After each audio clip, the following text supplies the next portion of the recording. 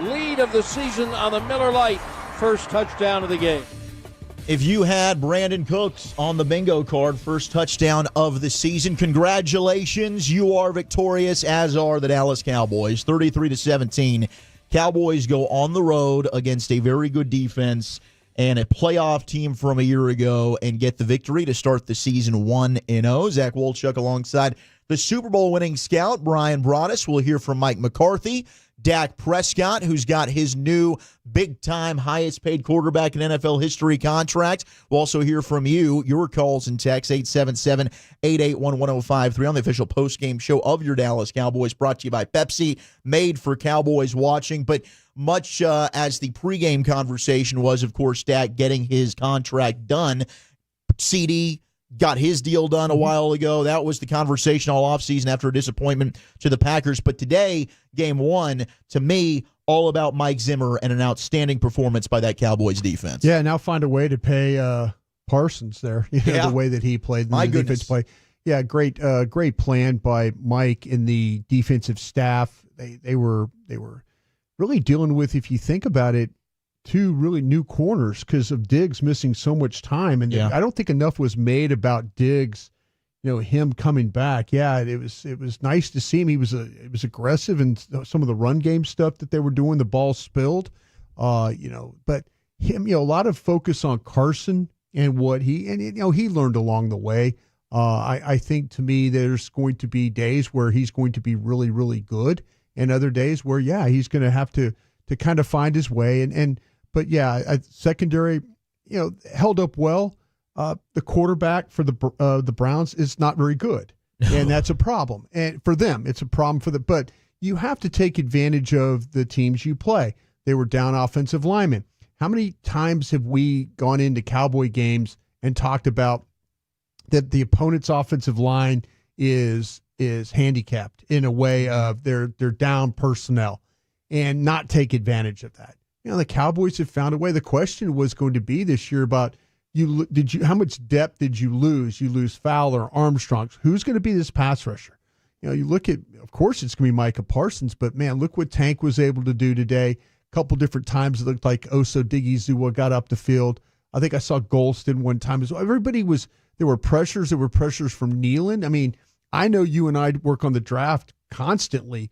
And, I don't want to speak for you, but the Nealon questions were about, could he rush the passer? 100%. Could he develop into a good pass rusher?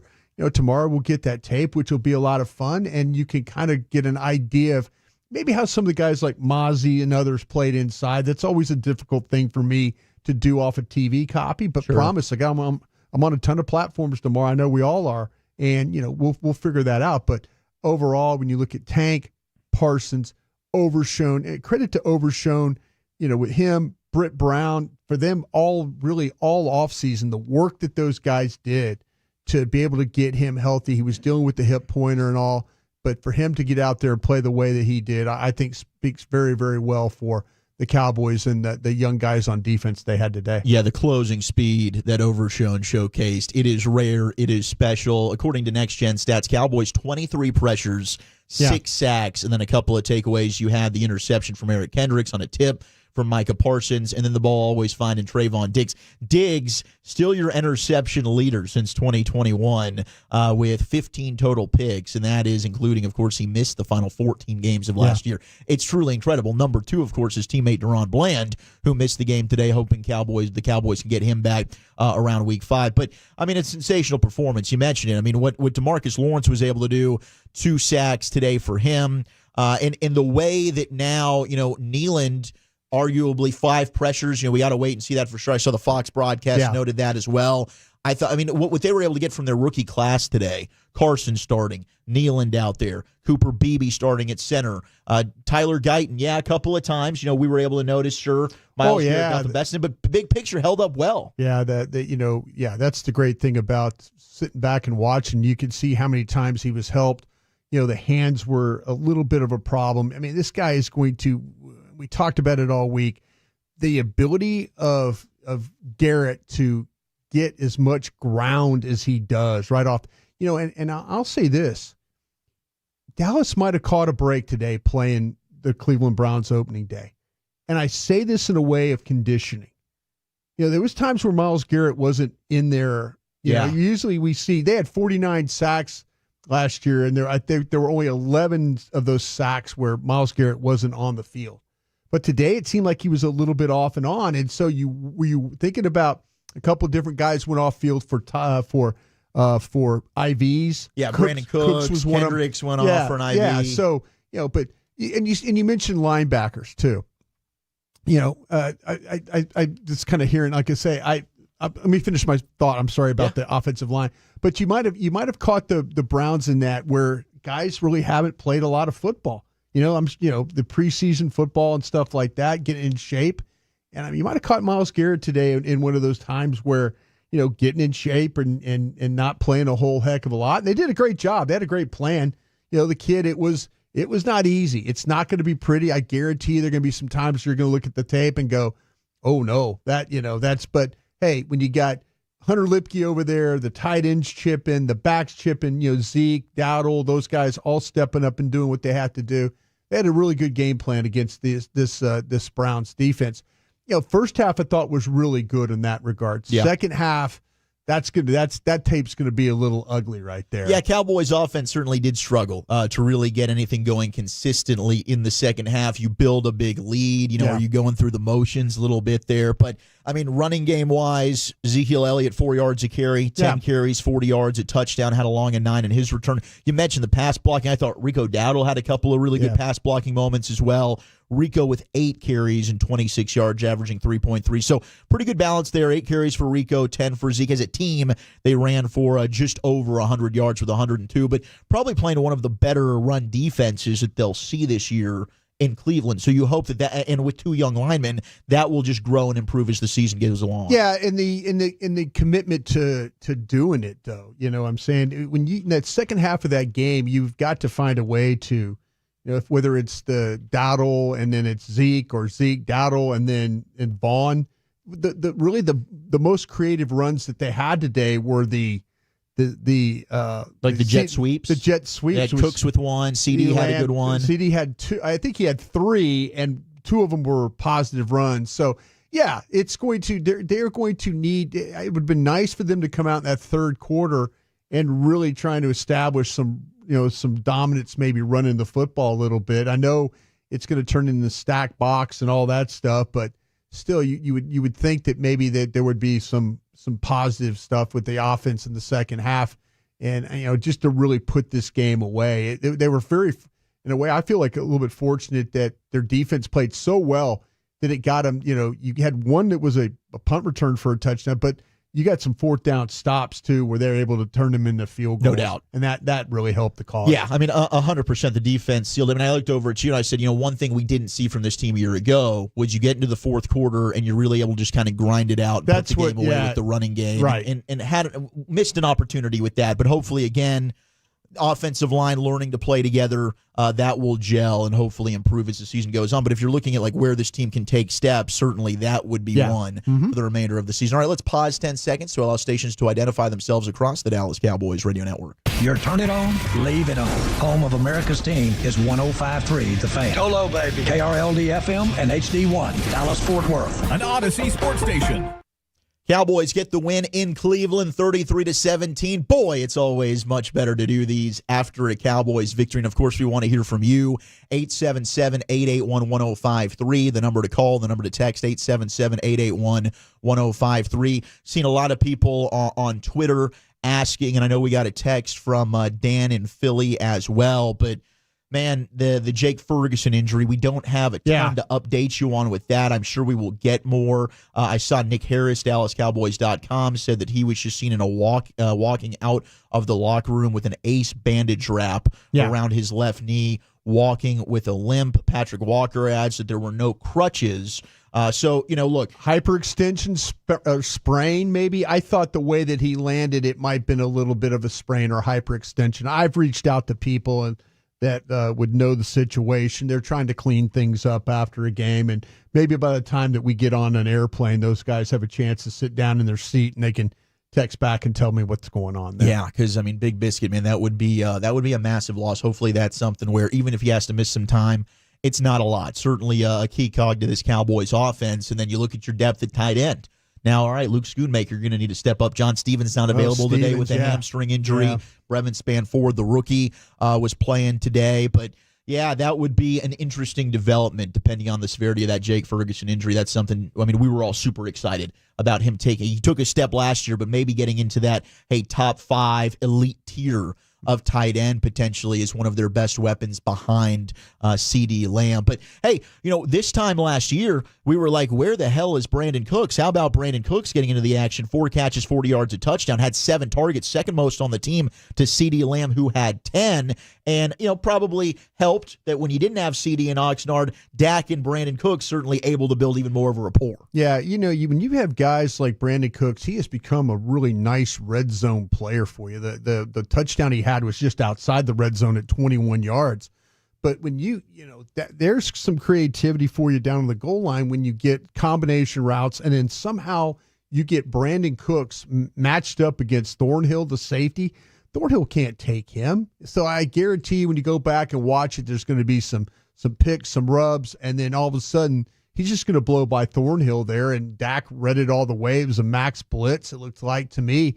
Things were picked up. Dak knew exactly where he wanted to go with the ball. They got the matchup they wanted, and it worked out really, really well. Penalties, a big storyline, 11 for each team. I think this was a league-wide problem. Week 1, it seemed like the penalty flags were flying at a very, very high rate. Yeah, I think that to me, these officials, they're going to try and set some type of okay, this is how some things are going to be called, and as the season wears on, hopefully there'll be less and less of those, but I wouldn't doubt it. It started off with Hockley on Thursday night, and then the Brazil game, and then Ron Tolbert, and then today when you get Blakeman, we kind of went through the calls that they could have.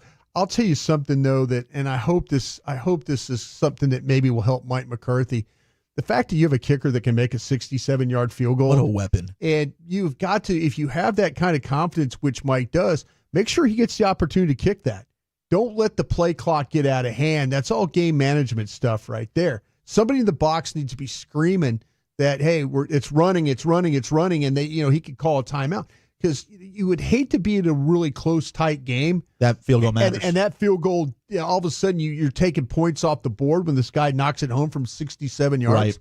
Right. That's something that Mike can learn from in this game. 100%. And I understand. I mean, it looked like him and Bones Fossil were frustrated. The clock should have been reset. Either way, you got to just call a timeout. You have 3. Half's ending. Yeah. You can't take them with you. Yeah. Go ahead and burn that timeout there. I agree with you 100%. So much more to get to. We will, of course, hear from you. 877-881-1053. Coach McCarthy, Dak Prescott, Brad Sham, maybe even Bobby Bell. You're listening to the Dallas Cowboys Radio Network. People will always come and go in our lives, but we all know those few.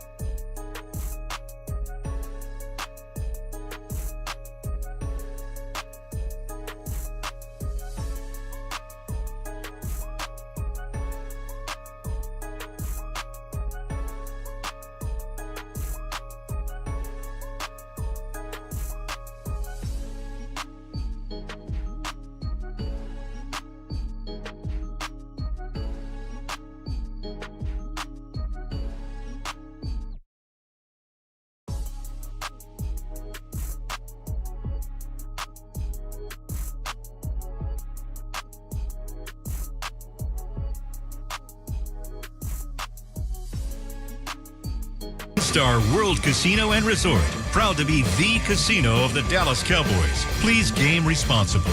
Sleep Number. Sleep Number, the official sleep and wellness partner of the Dallas Cowboys. And by Miller Lite, the only beer of the Dallas Cowboys. 57, right hash. Line drive, boom. It's a pound of butter. Guy's unbelievable. Unbelievable. He's now Aubrey. He is now 11 of 11 from 50 plus in his career. 11 of 11, 50 plus. Wow, what a kick. My guy, Plano Zone, Brandon Butter Aubrey right there, absolute stud. And boy, oh boy, we talked about it all last year. But how nice is it? It's been since maybe Dan Bailey that you've just had confidence. Anytime your kicker trots out there, the likelihood is he's going to make it. And we just broke down, the situation end of half. 66-yarder he made. Unfortunately, there was a delay of game, and it didn't count. But Brandon Aubrey with field goals of 57, 40, 50, and 46 today. Quite the weapon for Bones Fossil and Mike McCarthy. Yeah, and you have to think about this now with the new kickoff return rules, that if somehow you can get a return, and I really do believe this, if these returners have the opportunity to run up on the ball, and now you get the ball up around 40-yard line, and Dak Prescott completes 1-2 passes, maybe you get a run, pop a run, you're in field goal range. Yeah. This guy's a weapon. It got to the point, too, where I've gone away from the, oh, man, I think I'd punt this one. Even before, I'm like, you're like, I don't think I would do this. I just need to shut up. Yeah. And when we're all together and talking about it, just say, nah, go ahead and kick it. Because we were thinking, don't give them the ball right there. Right, because, that 66-yarder, I'm trying to do the math, which I'm terrible at. How long is this kick? But you can see it's midfield if you don't get it. But I was thinking the kick before that, the 57. Oh, right. The one before half, I'm like, yeah, you're taking a shot. I was worried about a kick six. Where like we've seen with the Alabama-Auburn game, where all of a sudden it's short. Davis. Yeah, it's short, and now here comes the ball back up and the field. Put Denzel Ward back there just in case. They did, and that's where I was kind of thinking, like, please don't let this be. We saw one time, remember the Cowboys played the Chiefs, and they ran the Chiefs ran this screenplay. Oh, with Tyreek Hill. And they scored right before half, and you're like going, damn, that was not good. I was worried about a kick six there for a minute, but don't worry, all right? I'm not anymore. When Butter Aubrey's out there, Brian, just don't doubt him. Just don't doubt that man, all right? He deserves the benefit of the doubt at this point. Sure does. You just cheered for America's team on the field. Now see them on the reels. Cowboys-themed casino games developed by Aristocrat, now at a casino near you. Aristocrat, a proud sponsor of the Dallas Cowboys. And you have a gambling problem, please contact 1-800-GAMBLER for 21 and over. Zach Wolchuk alongside the Super Bowl winning scout Bryan Broaddus, 33-17. Cowboys 1-0. They get the win in Cleveland against the Browns. 877-881-1053. The number to call, the number to text. Let's hear from you. Let's go out to our guy Jim in Round Rock. Jim, happy football, baby. It's back. Boys, it's so good to have a victory like that. I got to tell you, I tell you, there's so many I took some notes during the game. You got me trained up on that. Good deal. But I got to tell you, fellas, I was really pumped to see Overshown out there. Yeah. He was all over the field. And, of course, Micah's just, he's as good as we all know. And, Tank's never been a sack artist, but, he got him two tonight, so I was really pretty pleased with that. Hey, Broaddus. Yeah. You and Zimmer are pretty good friends, right? Yes, sir, we are. I sent him a text saying congratulations on behalf from all the Cowboy fans out there. Well, listen, when you bump into him, fellas, we need to get some zinc oxide on that fella's nose, or he's going to have a cancer cut off. That thing is as red as can be. That's Mike, though. That's Mike. That's Mike. We got to keep him around. We just got to keep that fella around. But look, that's good. Hey, we're a little flat on the offense, but listen, if you'd have told me we'd scored that many points on this Cleveland defense, I wouldn't have believed you. And hey, how about our little man Turpin out there getting him a touchdown on that punt? This is good. It's going to be a fun week. Look forward to hearing you break down the film, and boys, we'll carry this joy into next week. Have a good one. Thank you. You too, Jim. Thank you. Yeah, 60-yard punt return for KaVontae Turpin, finally able to bring back one to the house. Did you feel like he was going to go out of bounds at some point in time on the run? When he was going to veer to the edge, and he starts pointing. And he's like, get a block. And I'm thinking, just don't run into any. Like, we've seen that before. Either he just gets tripped up or he runs into his own guy or somehow he gets to his right. Something just seems to happen. But he finished that one off, and it's about time. I thought the opener, he had an opportunity for his second. There seemed like there was a seam opening up, and then he just lost his footing. But that's going to be fun to monitor all year long. Yeah. KaVontae Turpin, certainly an elite returner. And you've been saying this. I mean, it might just get to the point where teams just say, I'm not kicking to him. Yeah. Yeah. That very well could happen. Yeah. All right, let's go to Jay in Rio Vista. Jay, what's going on, man? You're on the official postgame show of the Dallas Cowboys. Hello, Jay. Hey, man, how's it going? Hey. Good. Yay. Hey, it's going good. Just want to talk about that defense, talk about how we played. Turpin, man, he looked pretty good on that punt return. Yeah. Last thing I got to say, how about them Cowboys? Woo! Yeah. How about him? I appreciate it, Jay. Thank you very much. We got some texts coming in. Can y'all talk about Kalen Carson? Had a few good plays, but was beat quite a bit. Should have had 2 picks if he was in position. Yeah. Look, he definitely gave up that one out to Jerry Jeudy, was giving up a little bit of cushion. I think that's something we've seen from him. But, I mean, I said it at halftime. Ball just seems to find Kalen Carson. Like, he is in position a lot. I don't think he has very good ball skills. That was his college tape proved that to be true. Remember that when we were watching Wake Forest He would get beat up by the football. And all of a sudden the ball's right at him, and you're like going, oh, my gosh, he's got to catch that. Yeah. But I think it happened a little bit today, too. That was probably a pretty easy one for him to grab. The one that I had a problem with him on was the one down on the goal line there where there was that separation, where you're kind of like, he drove late. Jeudy made the catch, went into the corner of the end zone there. I think I got that right. Yeah. With that. But yeah, that needs to be him playing a little bit tighter coverage down there. But I'll tell you what, I do love what Al Harris has done with this secondary. The fact that Jay Lou played well today too. And the tackling for Jordan Lewis. I mean, look, the even tackling overall today, I thought was really, really good. And that's the Zimmer defense, and you know this, of course, better than anybody, as we've covered here on the postgame show. But I looked over at you and I said, man, growing up, and I was, even though it was 5-11, 5-11, 5-11, that Cowboys defense was always among the top. And the one calling card for that defense was swarm to the football, gang tackle. There's 4 or 5 white jerseys always around the football, and you saw that today with the linebackers rallying. Overshown. I mean, Eric Kendricks, hell of a game in his debut today. It's a different looking group at linebacker, and this is one of the reasons why. Now, yes, they were down Chubb as far as their running game goes forward, but they, and the way that the Browns really run the ball, they're one of the best teams in between the tackles outside. But they did a great job of with Kendricks and Overshown. You even saw Clark get in there a couple of times. Nick Vidrell was in there too late in the game. So this linebacking room looks completely different, and it's probably going to be the reason why you will be better playing the run defense, because your linebackers are that kind of players. And look, the run defense today, granted, they didn't have their 2 starting tackles, did the Browns. No Willis, no Conklin. And Can't feel sorry for anybody for that. No, not at all. Not at all. And that was one area where when the schedule came out, I'm thinking, all right, week 1, that's going to be a tough test. Right? The Browns are a good running team. But today, Browns didn't even run for 100 yards, 3.7 yards a carry for Jerome Ford. I mean, that run defense was really good. Marshawn Nealon definitely making a big impact there. But Maris Leofau, rookie linebacker, some of the blitz that he was able to have, and him and Parsons both meeting at the quarterback. Yeah, I think with Leofau, you're talking about a guy that's got great, I shouldn't say great, I would say right now, his ability to the instincts that he plays with, it's Mike Zimmer and those guys, the coaches, scouts, love this kid. Why? He plays downhill. He's tough. You saw it on some special team stuff too. This guy will lay he'll lay the wood to you as far as those hits. And so it's nice. It's a completely different room. And I can't stress that enough. They gambled last year because of scheme and what maybe Dan wanted to do. This time around, Mike Zimmer's like, no, we're going to get legitimate NFL linebackers in here to play.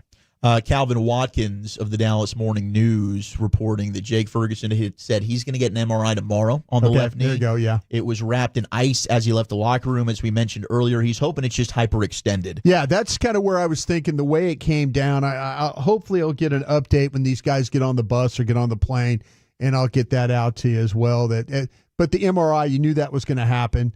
They've got the facility right there at the Star to take care. The fact it wasn't immobilized or one of those braces or on crutches, I think is a good sign. Well, and another good sign is Calvin's adding that Ferguson said if he felt he could have played through it if he had to have. So obviously the game, certainly the Cowboys were in control. You don't need him to do that. But maybe, hey, if this is later in the season, it's a playoff game, that's at least good to hear. Yep. Hoping this thing not bad. 877-881-1053. Number to call, the number to text. Zach Wolchuk alongside the Super Bowl winning scout Bryan Broaddus on the official post-game show of your Dallas Cowboys. Zim said thanks to everybody out there. Love you, Zim. By the way, he just hit me and said, hey, thanks, appreciate that. Love you. So, yeah. All right, let's go to Randy in California. Randy, what's going on, man? How are you?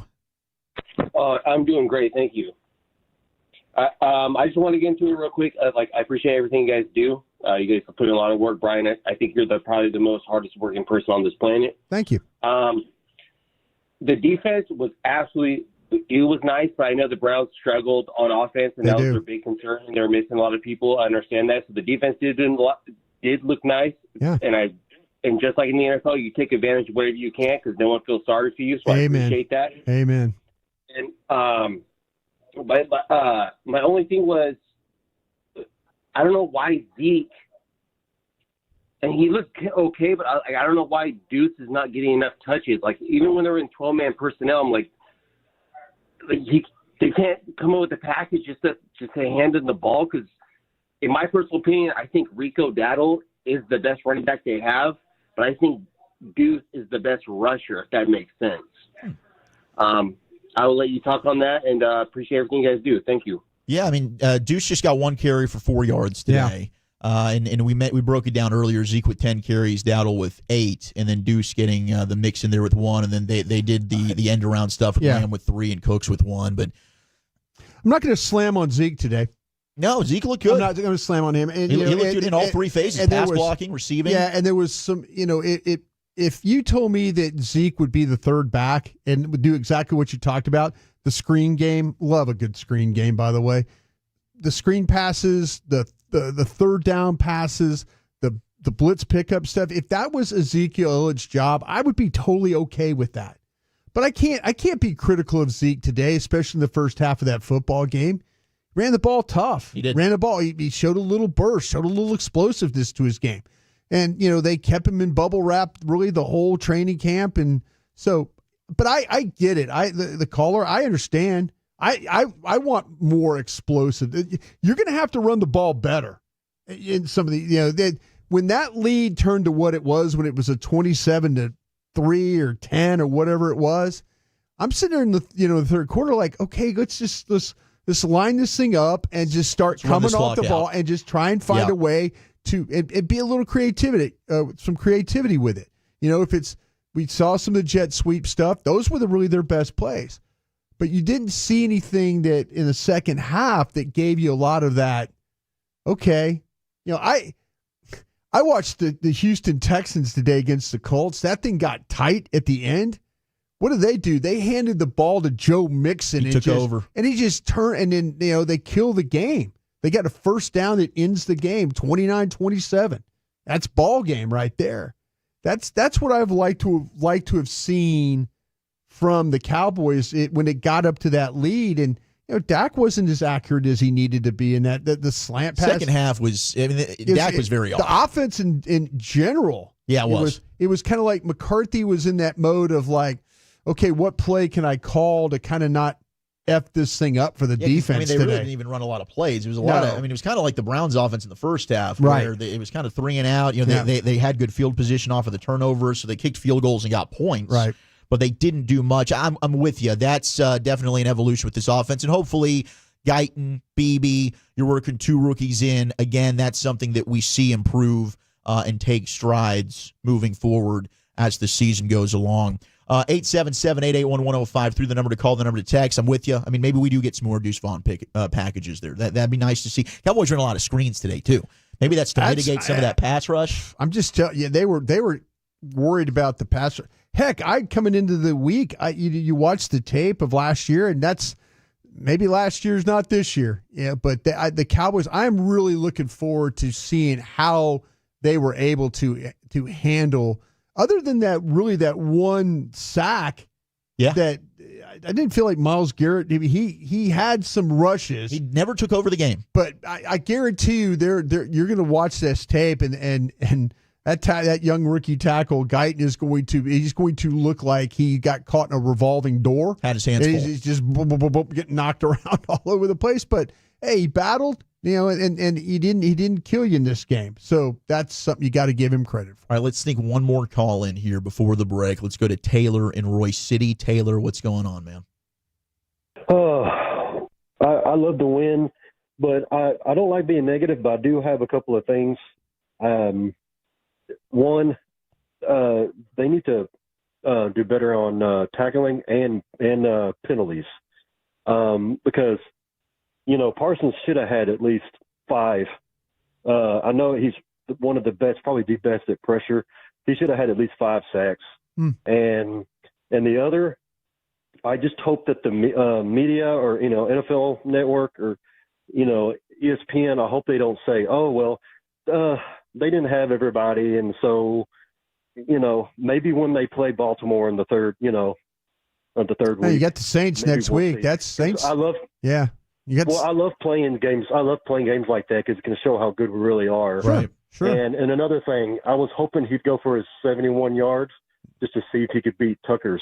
Yeah. I would have loved to see that if he could have, because I love that man, and I just wanted to see if he could have got the record. Yeah, I'm with you, Taylor. I'm hoping he gets that opportunity at some point this year, no question. And I mean, there were a couple opportunities there. We were like, dang, Micah, just finish that, and then he could have. I mean, he did leave. It's. I tell you one thing about the one thing that Watson could do. I mean, he has got some slippery ability to his, but he will shrug off weak tackle. Strong. Yeah. If you all of a sudden don't, we saw what Overshown, how he wrapped him up and got him down. If you kind of go half man or kind of half just try and arm tackle, you're gonna miss this guy. Yeah, I mean, Maris Leofau had one there. I think Tank even had one where he kind of shoved. I mean, like 2-on-4, did Watson have butter on him because Micah kept slipping off? Yeah, it was one of those. All right, we'll get back to more of your calls and texts 877-881-1053. Plus, we'll hear from head coach Mike McCarthy after this 33-17 Cowboys victory. Dallas Cowboys football will continue in a moment. I'm Darren Woodson, former Dallas Cowboy player and Super Bowl champion. When I played in the NFL at a high level, I relied on my vision.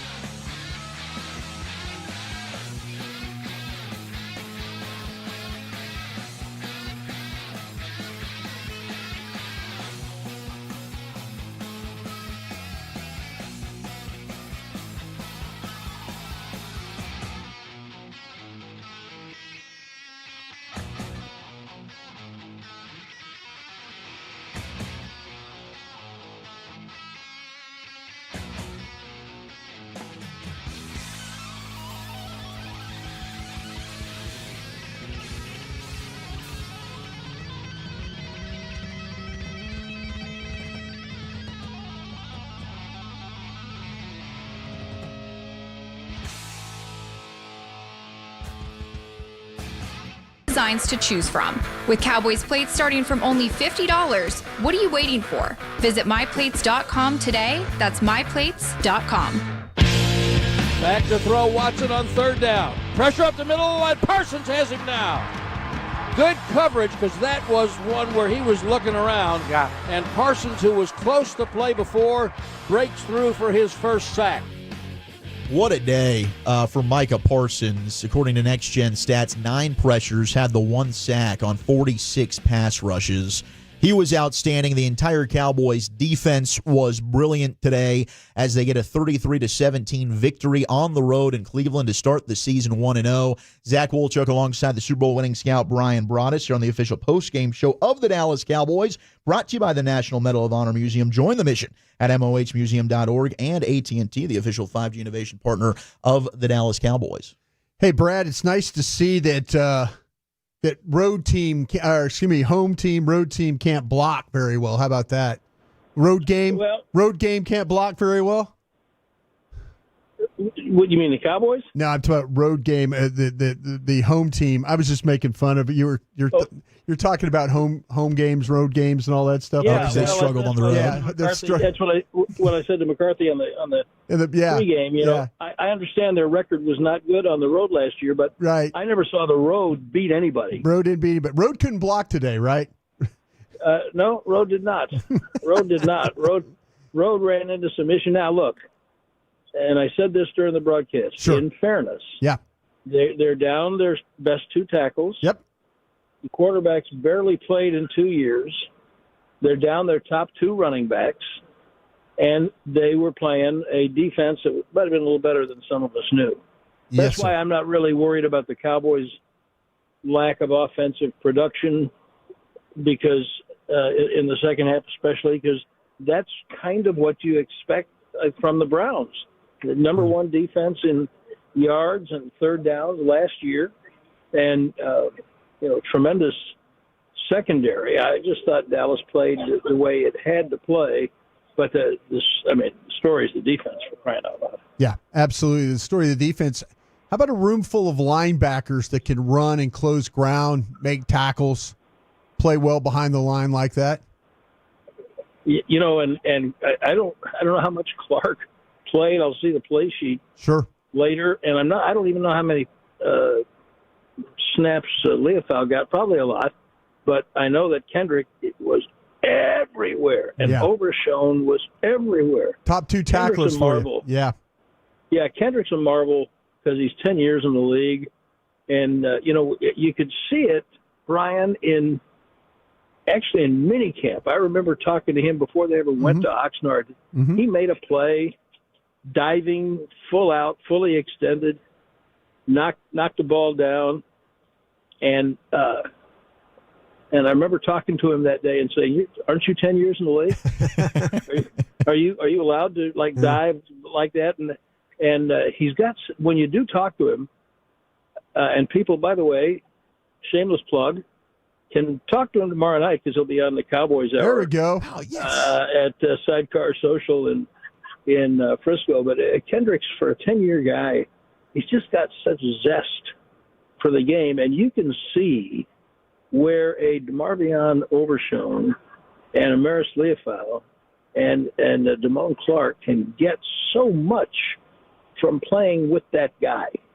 And, Bryan, I don't know if you and I talked about this just off to the side in Oxnard, but especially before they remade the defensive line in the last week of camp, week and a half. Before they did that, I mean, they looked deficient in the line, and the only thing I could think was, you know what, the scheme's going to be different. Right. The linebackers are going to be real linebackers, not safeties. Yes. And they're going to be more involved in the pressure part of the game, and that might make up for some of your D-line deficiencies. Now, then, you saw Jordan Phillips a couple of times. So, I mean, it's really encouraging. It's kind of fun to think about, geez, what if they can be nearly this good all year on defense? The defense was outstanding, and Eric Hendricks, an amazing interviewer. We're spoiled. We get to have him weekly on the flagship G-Bag Nation. I know. Oh, man, he's great. But, yeah, I mean, the defensive line, I think that was a question that we had, Bryan, as we talked with Brad Shan, the voice of your Dallas Cowboys here in the postgame show. when you lost some depth at edge, but Marshawn Nealon, the rookie, stepped up today. And the way that Mike Zimmer's moving pieces around, you've got Micah and DeMarcus Lawrence rushing from the same side today. I mean, it was so much fun to watch the way Zim schematically was moving things around.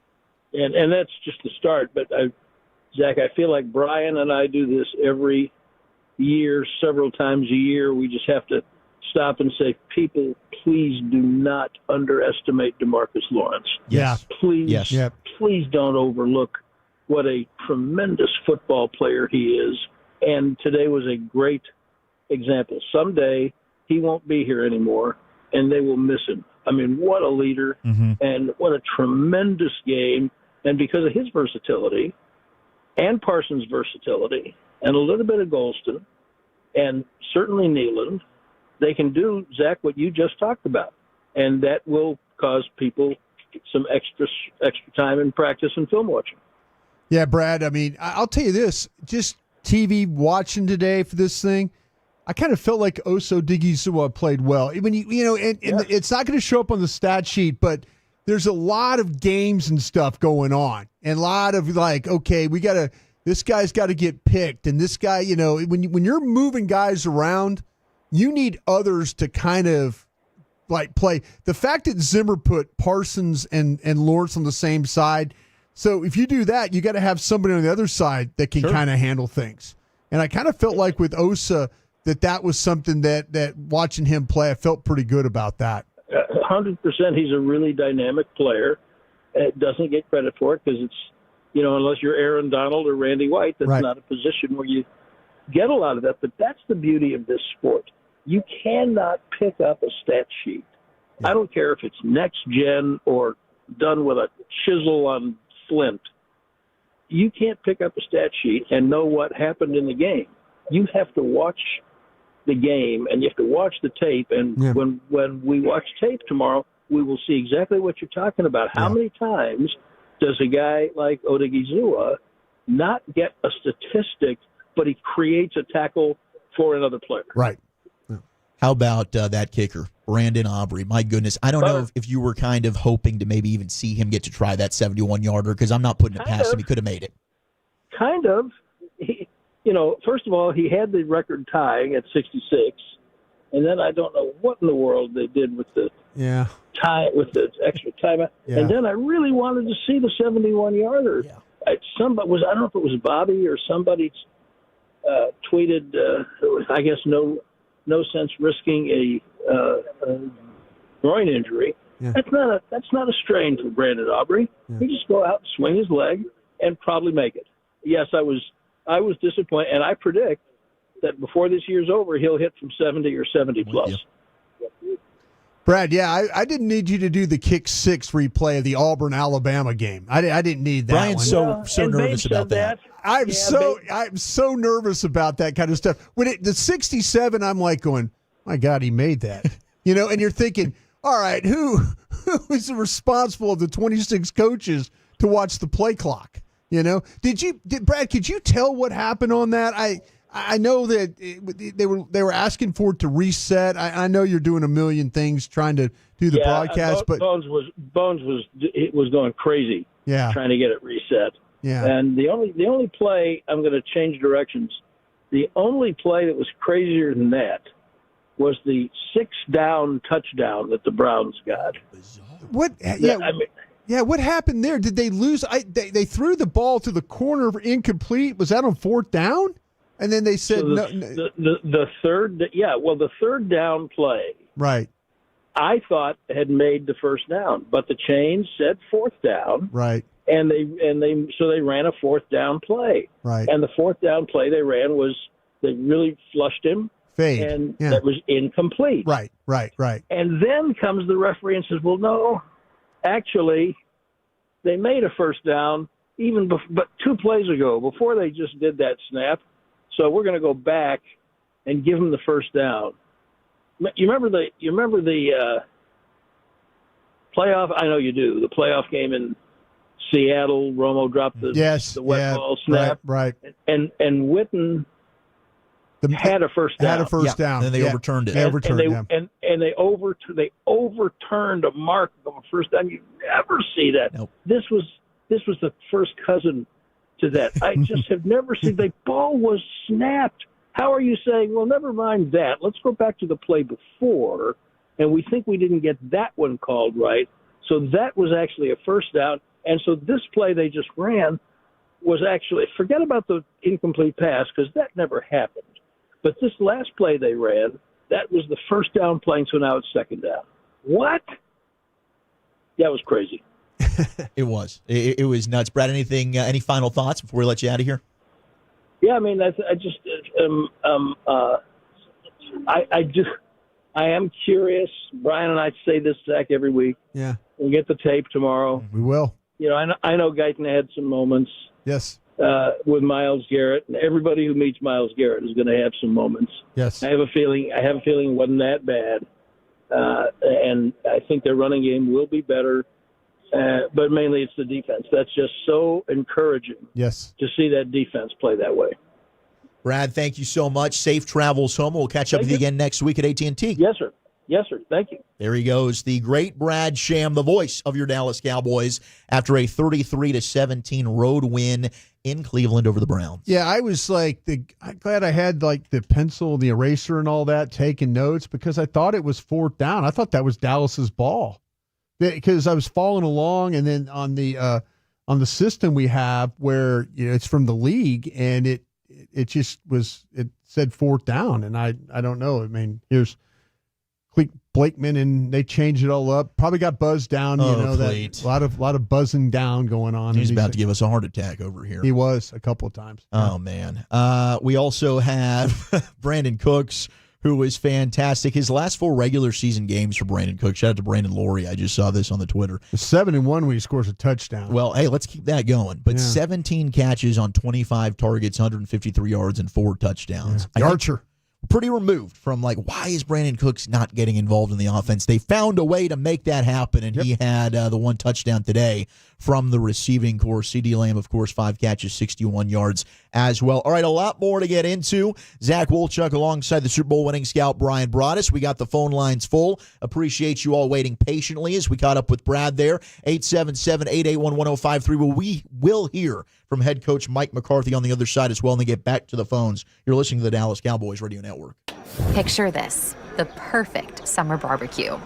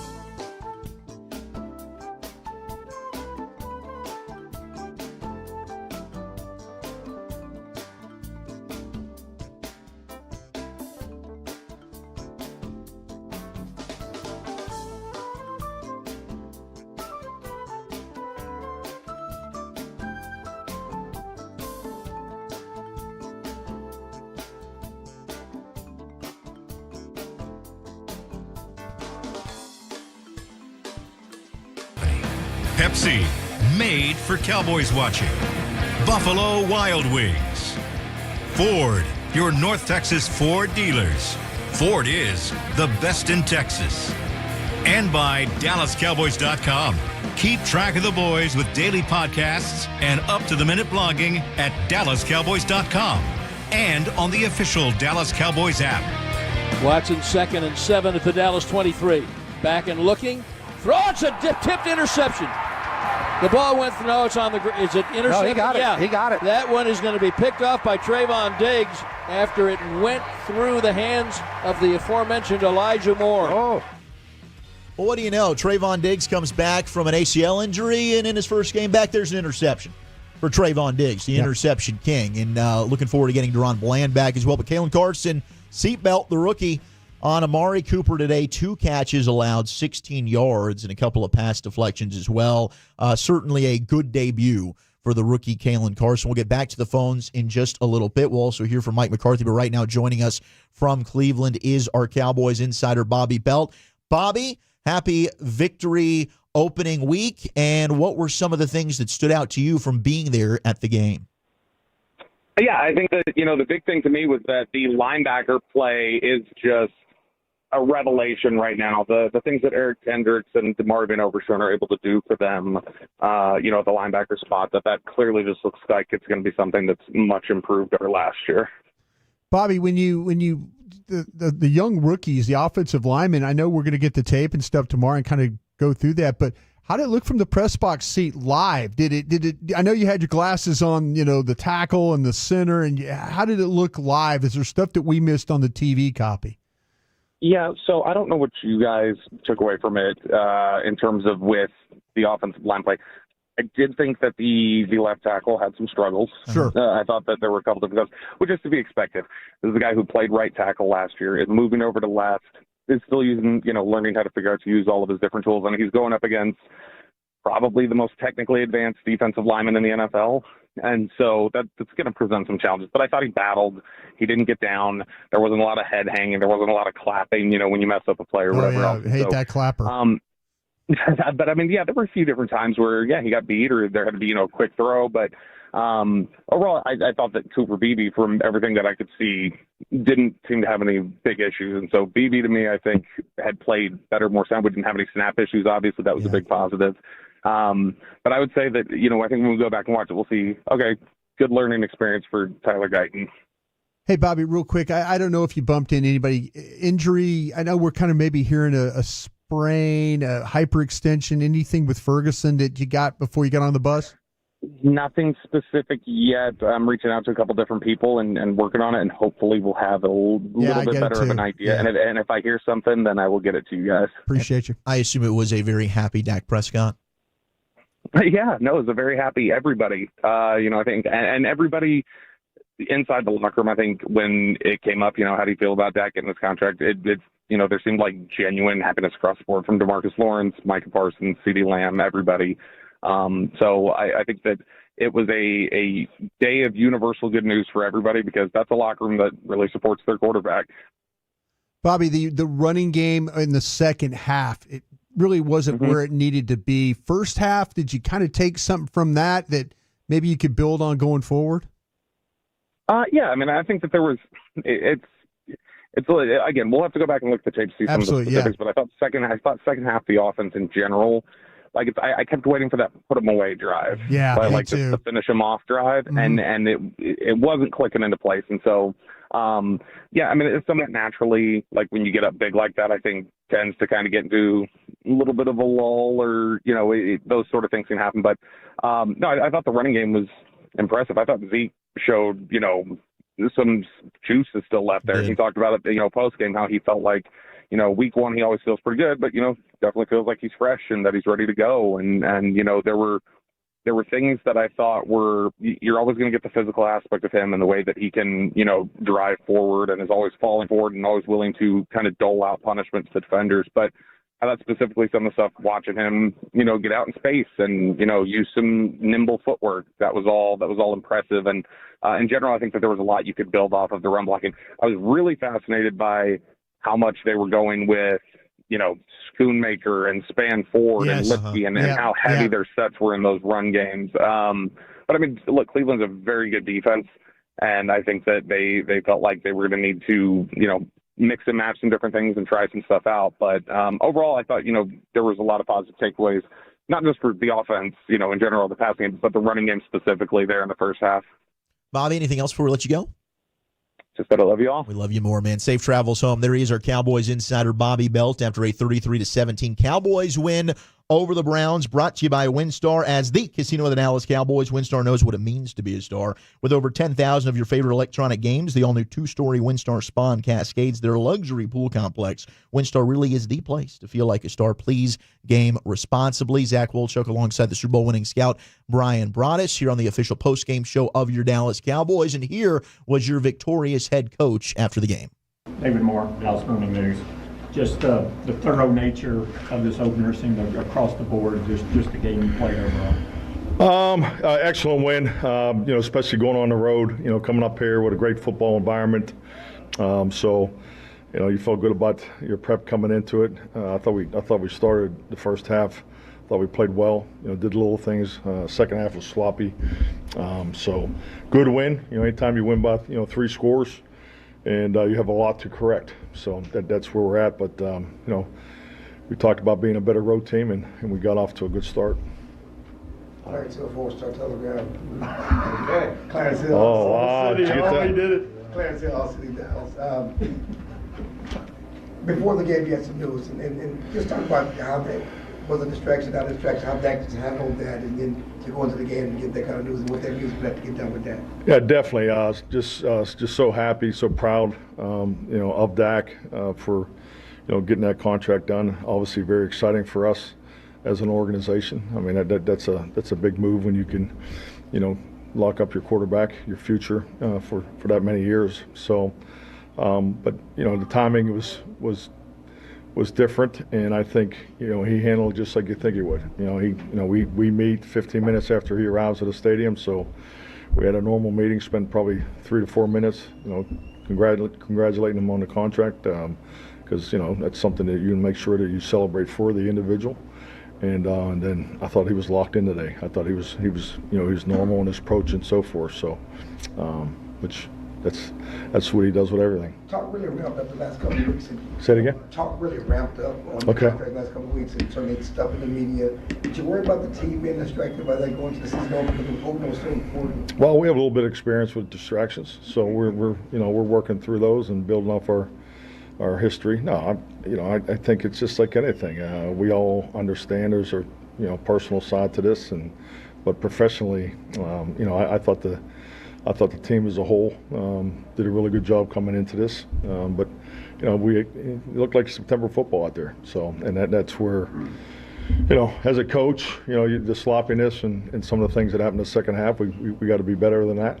But yes, I thought the team really practiced this week very well. I mean, if you just go by the mathematics, the things that we use for comparables, and they really had an excellent week compared to prior years in week 1. So, hey, we'll just stay true to our process, stay after it. We have a lot to clean up tomorrow, but just very happy for the guys. They put the work in the preparation and came up here to get this win. Mike Tolerance with ESPN. What impressed you most about your defensive effort tonight? Well, I just thought that they set the tone there, just with the production. Holding Cleveland to 3 points and just giving us opportunity after opportunity with the field position. So, with takeaways, all those things. So I thought they got off to a nice start. We were gassed there at the end. So, that's just something that we'll take a look at for rotations and things like that. And but hey, you have to go get that first one in, and it was a little unbalanced in the second half. So we can learn from that. Did CD play about what you thought he was going to play? Yeah, that was the plan. I thought Robert Prince did a really good job, holding to the plan, and and I think if CD was standing there, he wants to play and he needs to play. So I thought we hit the target. John Machado, The Athletic. How important was it to get that return from Turpin to start the second half, and just what do you kind of see on that from the finally break one? Yeah, definitely. I mean, and you see it every day. So I mean, he's so dynamic with the ball in his hand, and just coming up here to an outdoor stadium, we were hoping to get some opportunities, and just the way our teams play. They play with such great energy, and they have a good connection. And Turp is an established threat weapon in this league too. So I was just glad to see him get the opportunity, and then once he hits that crease, it's he's the best finisher that I've ever seen with the ball in space. And then, do you have any update on Jake Ferguson at all? I do not. He's I don't know if you've seen when he's in there, but he's moving around well and so forth. We obviously have to go through all the testing, and we'll get that completed tomorrow. So, but he's in good spirits. There's Cowboys head coach Mike McCarthy following a 33-17 Cowboys win. Seems positive news from Jake Ferguson, from everybody there. We talked with Bobby about that. We got the report from Calvin Watkins. He'll have an MRI tomorrow. He's hoping it was just a hyperextension. Felt like he could have played through it if he needed to do so. And I know Dak Prescott, who we'll hear from in a little bit, was saying that Jake Ferguson was pretty in high spirits afterwards as well. They feel like they dodged a bullet there. So, you're talking about probably your second best weapon behind CeeDee Lamb. That would be a massive loss if it were a significant injury. We'll find more tomorrow. Fingers crossed that Jake Ferguson maybe doesn't even have to miss any time. What do you got, Bryan? Yeah, I just some folks from getting back with me on that. They're going to, as we mentioned, they're going to do the MRI tomorrow, and the ligaments appear to be okay. Good. So that's all that all those things, nothing torn or anything like that. So they'll get the MRI, and I'm sure when Mike McCarthy has his afternoon briefing and stuff like that, then we'll know a little bit more.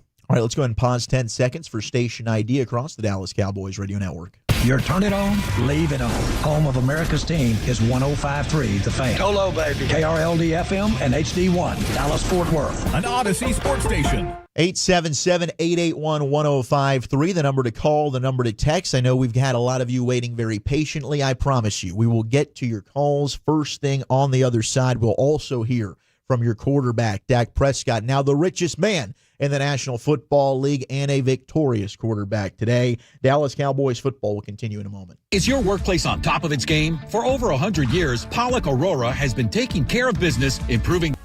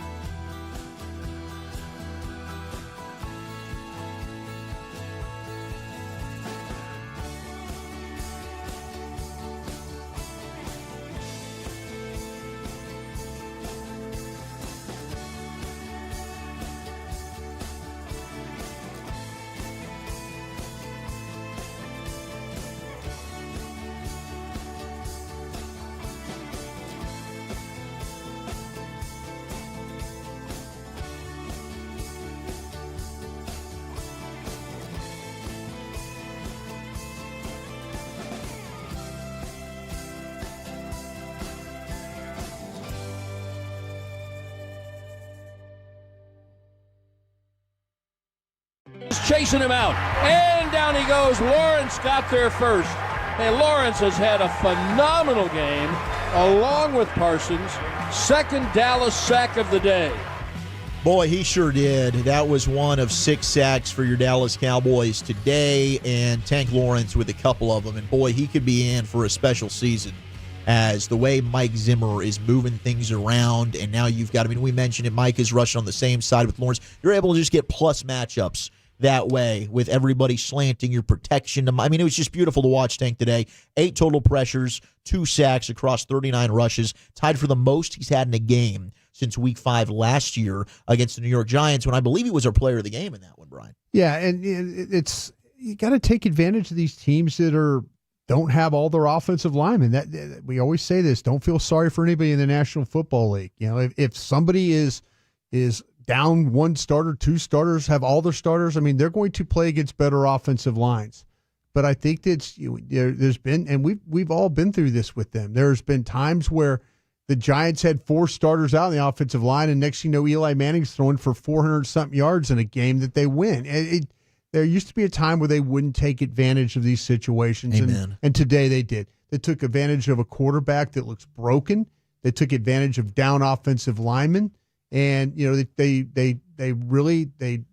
as the coordinator, Mike Zimmer did a hell of a job. He did exactly what he told us he was going to do.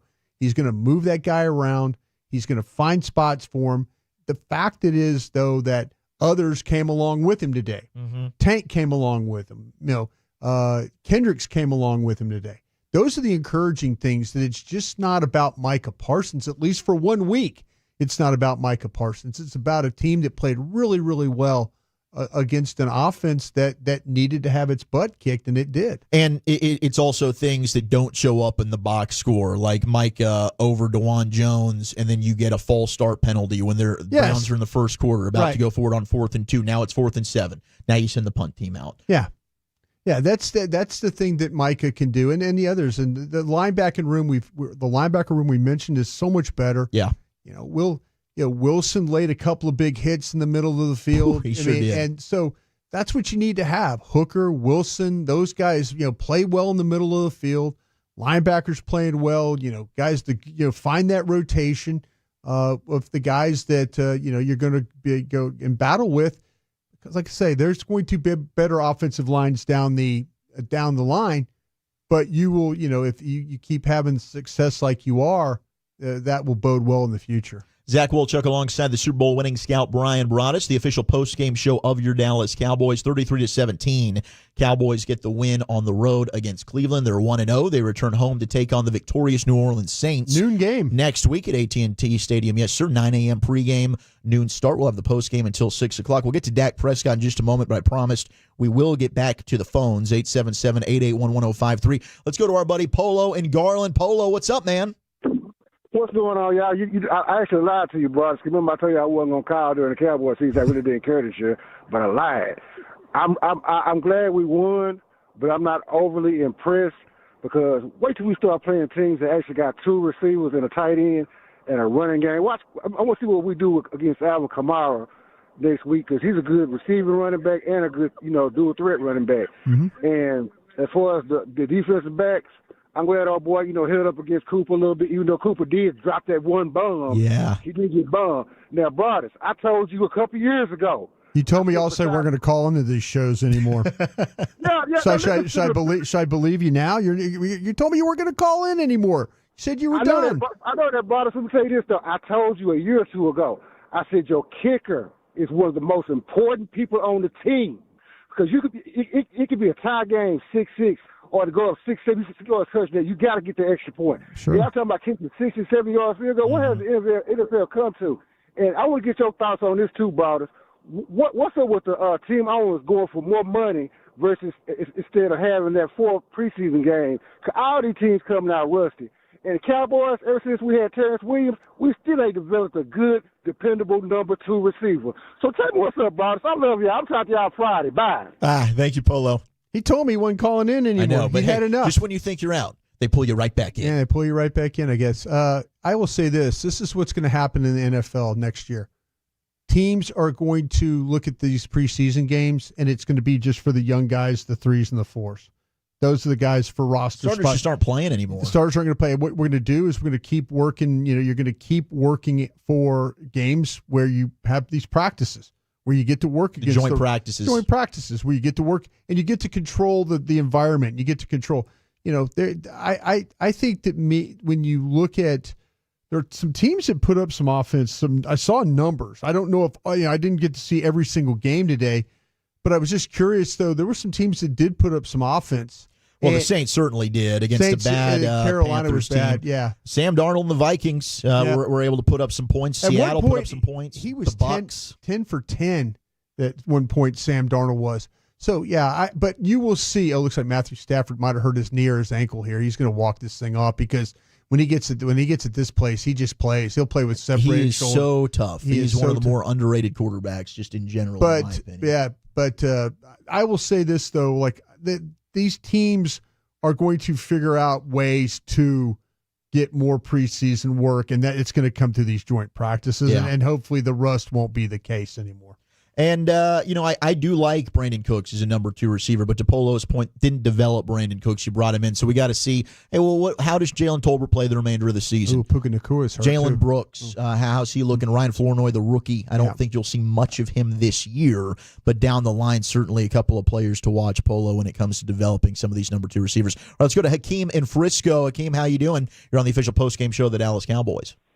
Hey, guys. Great to talk to you. How are you today? Good. Great. Good. Hey, big fan of you, Broaddus. I did want to bring up in relation to the linebacker play. I mean, I truly thought that what we saw from Overshown today is something we've been missing. That youth, speed. I mean, of course we have Micah, but that youth, speed, that just dog mentality from a linebacker perspective. So from Overshown as well as Mozzie, I saw Mozzie get some push. I know he didn't show up on the stat sheet as far as tackles. There you go. But I did notice he got some push. So, Broaddus, I know you got to look at the tape. I know you got to look at the All-22. I love it. From what your eyes saw you, tell me what you thought. A.M. Overshown, he was everywhere. So impressive today. Mm-hmm. And what you think about Mozzie today? Thanks, guys. Yeah, I'm going to look at it. I get to think at 6 a.m. tomorrow morning. I'll be up watching. I'm on so many platforms tomorrow. It's a busy day. Podcasts, as soon as football season starts. Podcasts, and then we're going through the draft, man. We got podcasts. We've got our own show on 105.3 The Fan that we're always excited about. Yeah, G-Bag Nation. If you want to hear Brian's film breakdown tomorrow, 340 on the G-Bag Nation on 105.3 The Fan or the Odyssey app on the flagship. Yeah. So just get ready tomorrow. We're going to be talking wall to wall Cowboy football after watching this tape. So we'll let you know. All right, let's hear from your quarterback, Dak Prescott, and then I promise you we will continue your calls and text 877-881-1053. Here is Dak. Yeah, I mean, great team win, great team effort. We can be better on offense. Defense did a hell of a job. Exciting start, though, super exciting start on the road, a place that we weren't very, very good in last year against a team that was great at home last year. Last year, but to turn the page and to start this year the way we did was huge. And for me personally, good just to honestly to finish these questions. And I hope after the day we're done talking about it in my pockets, I guess you can say, and can just move forward and focus on this team and the success that we plan to have and what we're working toward. Did you have a pretty good idea before you left for here? Was it finalized today, or just kind of how you balanced where you were on that with getting ready for the game in these last 24? Yeah, I mean, when I told you guys Thursday that I was focused on this game, that was the truth. I mean, I had one other conversation with my agent after meeting with you guys Thursday, and it was essentially that, they're working hard. Can't say that. I'd say that they were close at the time, the last time that I talked to them. But obviously, as I've said and alluded to since back in training camp of the spring, my confidence in both sides of this, that something would get done, understanding that they were hammering at it, that I had confidence in it, but it really wasn't in my mind. For me, it was just about getting ready for the Browns. Whether it got done today or not wasn't going to change the way, it wasn't going to affect me, honestly. I've told you guys before, I don't play for the money. I think when you focus and you control what you can control, things like that just happen. I found out probably an hour honestly, probably 20 minutes before it was, publicized to everybody else. Clarence Hill, Austin, Dallas. So you and Jerry wouldn't play us last week with all that tough talk? No, I'm not trying to play anybody. No, not at all. There was any negotiations. One side wants something, other side wants this, and then obviously you got to get it and you meet in the middle, and that's what we did. Something that works for everybody. I'm just proud, just happy. It's done. I'm proud of my agent. Todd did a great job. Steven and them did a great job. It works for everyone. When you look into the details, it works for everyone, and understanding where this cap is going. I'm just excited. As I said, it's behind us, and we can focus on winning games. Can you go back to the morning, though? Where were you, and what were you doing when it came down, and what did you do? Who did you call? Anything like that? I was in my room. Zeke and Luke were there, just getting body work. Todd had FaceTimed me. A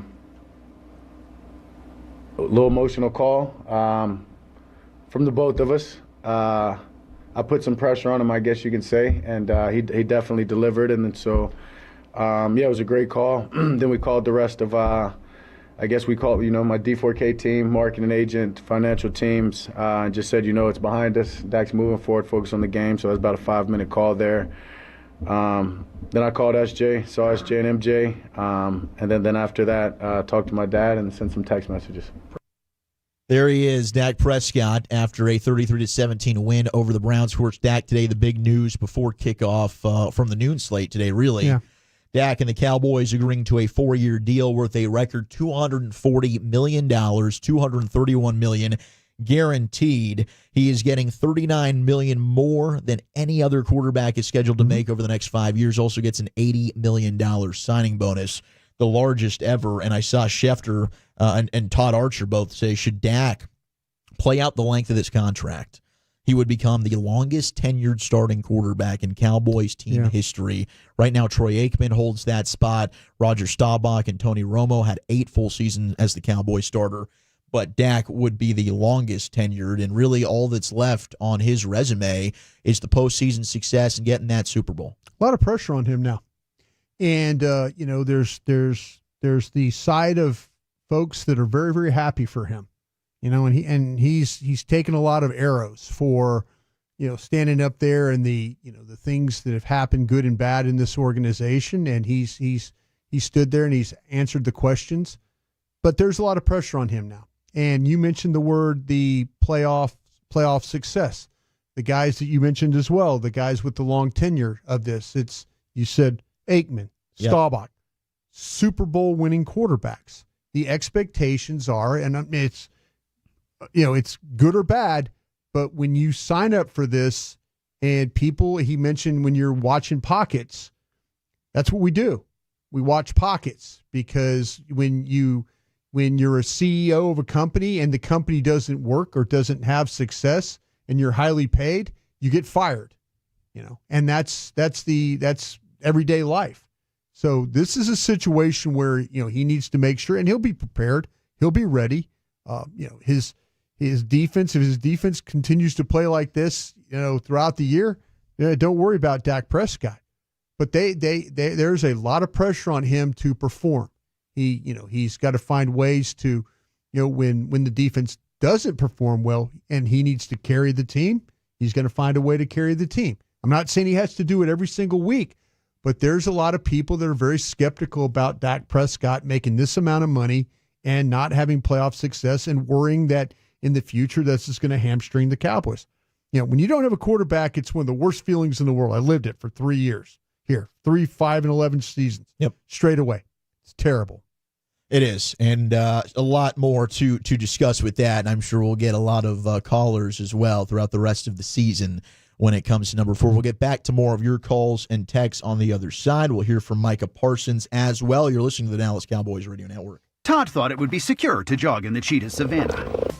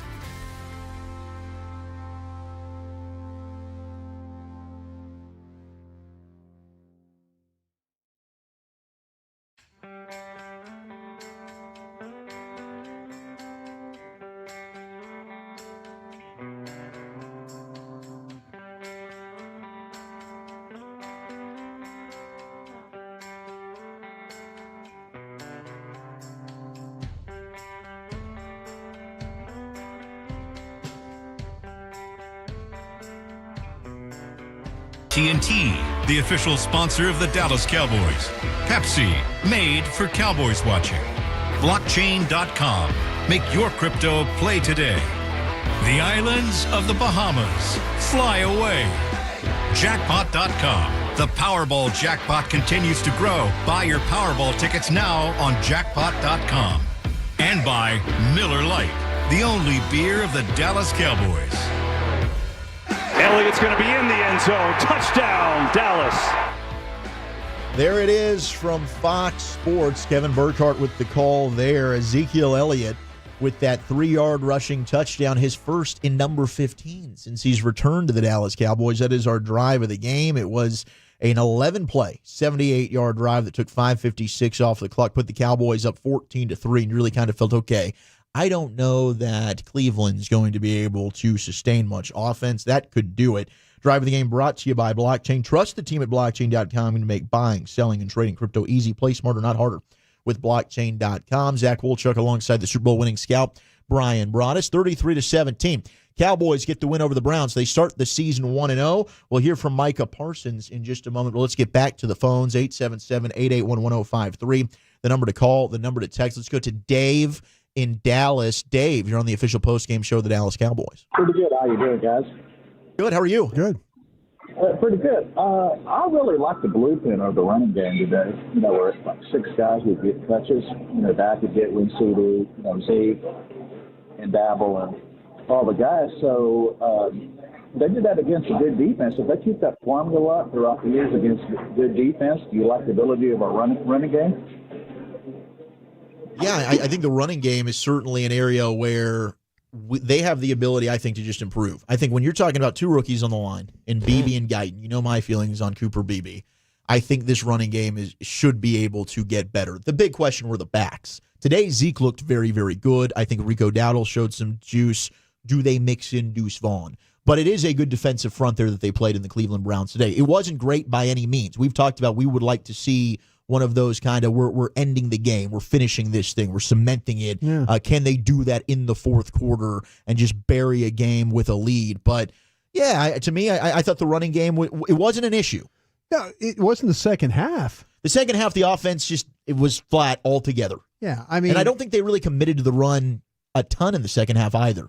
Well, there were 3 and outs and things like that. And there's Dak's got a couple of passes that were poor, the slants. There's a lot of screens, and they did throw the football a lot. Yeah, and to me, I'm going to say that the running game needs to be better. And I'm not saying this because people are going to go, oh, Broaddus, you're on every podcast, and all you guys talk about is Zeke. I will give Zeke credit. He looked a lot better than I expected him to look. Yeah. They're going to need to run the ball better, 100%. A lot better, and it's not going to be jet sweep run it better. It is going to be line up, get hip to hip, shoe to shoe, and push people. You know when they know you're going to run the ball. You had Cleveland kind of demoralized though. I mean their quarterback's playing like ass, and so they're looking at their team's looking at their chances is, well, our quarterback's been terrible today. We got no shot.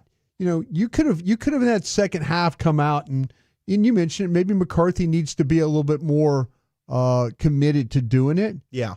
But I felt like that, man, that would have been a great opportunity to try and be better at it. Yeah, I agree. I mean, they came out of the half, first 3 and out, 3 straight passes. Right? Yeah. I mean, they just did, again, second 3 and out, they had 2 passes, 1 run. So they just really weren't showing a massive commitment, and maybe they just didn't think that was a strength for them today. There's definitely tons of room for improvement there, but I wasn't like, man, they just looked completely inept today. Maybe I'm being a little bullish because you got 2 rookies that I think are going to get better. No, they will get better, but today was a good opportunity to really kind of test that. Yeah, especially in the fourth quarter. Yeah, well, in the third too. I mean, you're up 27-3 or whatever, and I'm thinking like, okay, you get the ball and just let's see if we can take some time. I'm not asking you to go 80 yards running the football, but 2-3 first downs, just kind of sustain some drives. Yeah, it's run the ball, a waggle, or run the ball, waggle, run the ball, waggle. Just kind of mix and match play action with it and see if you can do that. But yeah. They are going to have to be better running the football. They are going to get in some games where they, with a lead, they're going to have to kill clock. They just played against a quarterback that's god awful. Yeah, I mean he is broken right now, and and that's going to affect the Browns the way that they play the entire season. Yeah, if I were the Browns, I'd really be considering, do we need to pivot to Jameis Winston? I understand it's one game, but DeShaun Watson, this is a trend now. He's just no longer the quarterback that we once thought of him as. Yep. It's pretty ugly. Yes, Dalvin Cook is on the practice squad, 972. Maybe you get some Dalvin Cook activated at some point as well. All right, let's go to Greg in Dallas. Greg, how's it going? Hey, doing fine. Nice win today. Yeah. I was wondering, the last 2 years, Micah Parsons towards the end of the year, all we hear about is how battered and beat up his body is, and his production is still good but falling off some. Is that a concern for them, or how are they going to keep him from being so battered? It's certainly something I think Micah put an emphasis on in the offseason. He talked about it. How much that six technique do you want to play? How much do you want to have his hand on the ground, guy? Maybe that's why you will see him move around more, play some off-ball linebacker. You know what? Yeah, if you just try and keep him out of the train wrecks, and that's he does. He gets wore down, and physically, you've seen him at training camp. What was different about him this year? He looks like he's slimmed down a lot. He used to play with a lot of body armor on, and now he's slimmed down. He's going to lose weight as the season goes along, which, that these starters don't get a whole heck of a time. They might have one day a week where they go lift weights. Micah kind of goes to the beat of his own drummer when it comes to that. When they have to work on other drills, what's Micah doing? He's over there running sprints. Yeah. I think that Micah, as much as he loves Dan Quinn, I think he loves Mike Zimmer even more for what Mike Zimmer could probably do for him. And he understands it and he sees it. And the buy-in, I think, will be better. But to keep him fresher, keep him out of having to deal against play 50-something plays and 46 of them are against Trent Williams. Right. Move him around and let him play where he needs to play to kind of keep him fresh. Yeah, I mean, look, and we've talked about this. We talked about it last year after the Packers game. The quarterbacks always get the blame in losses, especially in the playoffs. But look, Patrick Mahomes has had some great moments from Chris Jones in big playoff games and Super Bowls on the defensive side of the football as well. Dak's going to need that from Micah Parsons. He's their best player, and you're going to need Micah to get be able to be effective and have more than one sack in 4 playoff games too. I'll tell you what was impressive today was the way that CeeDee Lamb played and the way he was running around and the way that he was making plays and the down the field stuff. We were all Mike McCarthy said at postgame there was a plan for him how to handle that. He got to a certain point and they were able to get out of it what they needed to get out of it. But man, I'll tell you what, if you were worried about CeeDee Lamb and Dak, that don't worry about that. That those two have a great chemistry together and they have the ability to make to kind of understand where the other is going to be. And it's I thought it was unfortunate early in that game that Dak threw a really nice ball inside to Turpin and he dropped the ball. You can't have those kinds of things happen. You really, really can't afford those kinds of things. You're fortunate for Turpin that he's able to be a returner and do the things that he does, because like I was saying, hopeful that he was going to develop into a receiver, but dropping the ball like that on an in cut where it hits you right in the 9 for a first down, you got to make that play, man. Yeah, it does. You've got to make that play. Help your quarterback. Absolutely. It's probably one of Dak's better throws all day long. Yeah. All right, let's go to Josh in Grand Prairie. What's up, Josh? Hey, what's going on, man? Appreciate the call. Y'all were taking my call, man. I'm a big fan of you and Zach and Bryan, man. Appreciate it. Bryan, I listen to you a lot on Votch, y'all'. Yeah, we're doing one. Man. We're doing one tonight after this one, so tune in afterwards. Nice. I'm gonna have to check you out. Thank you.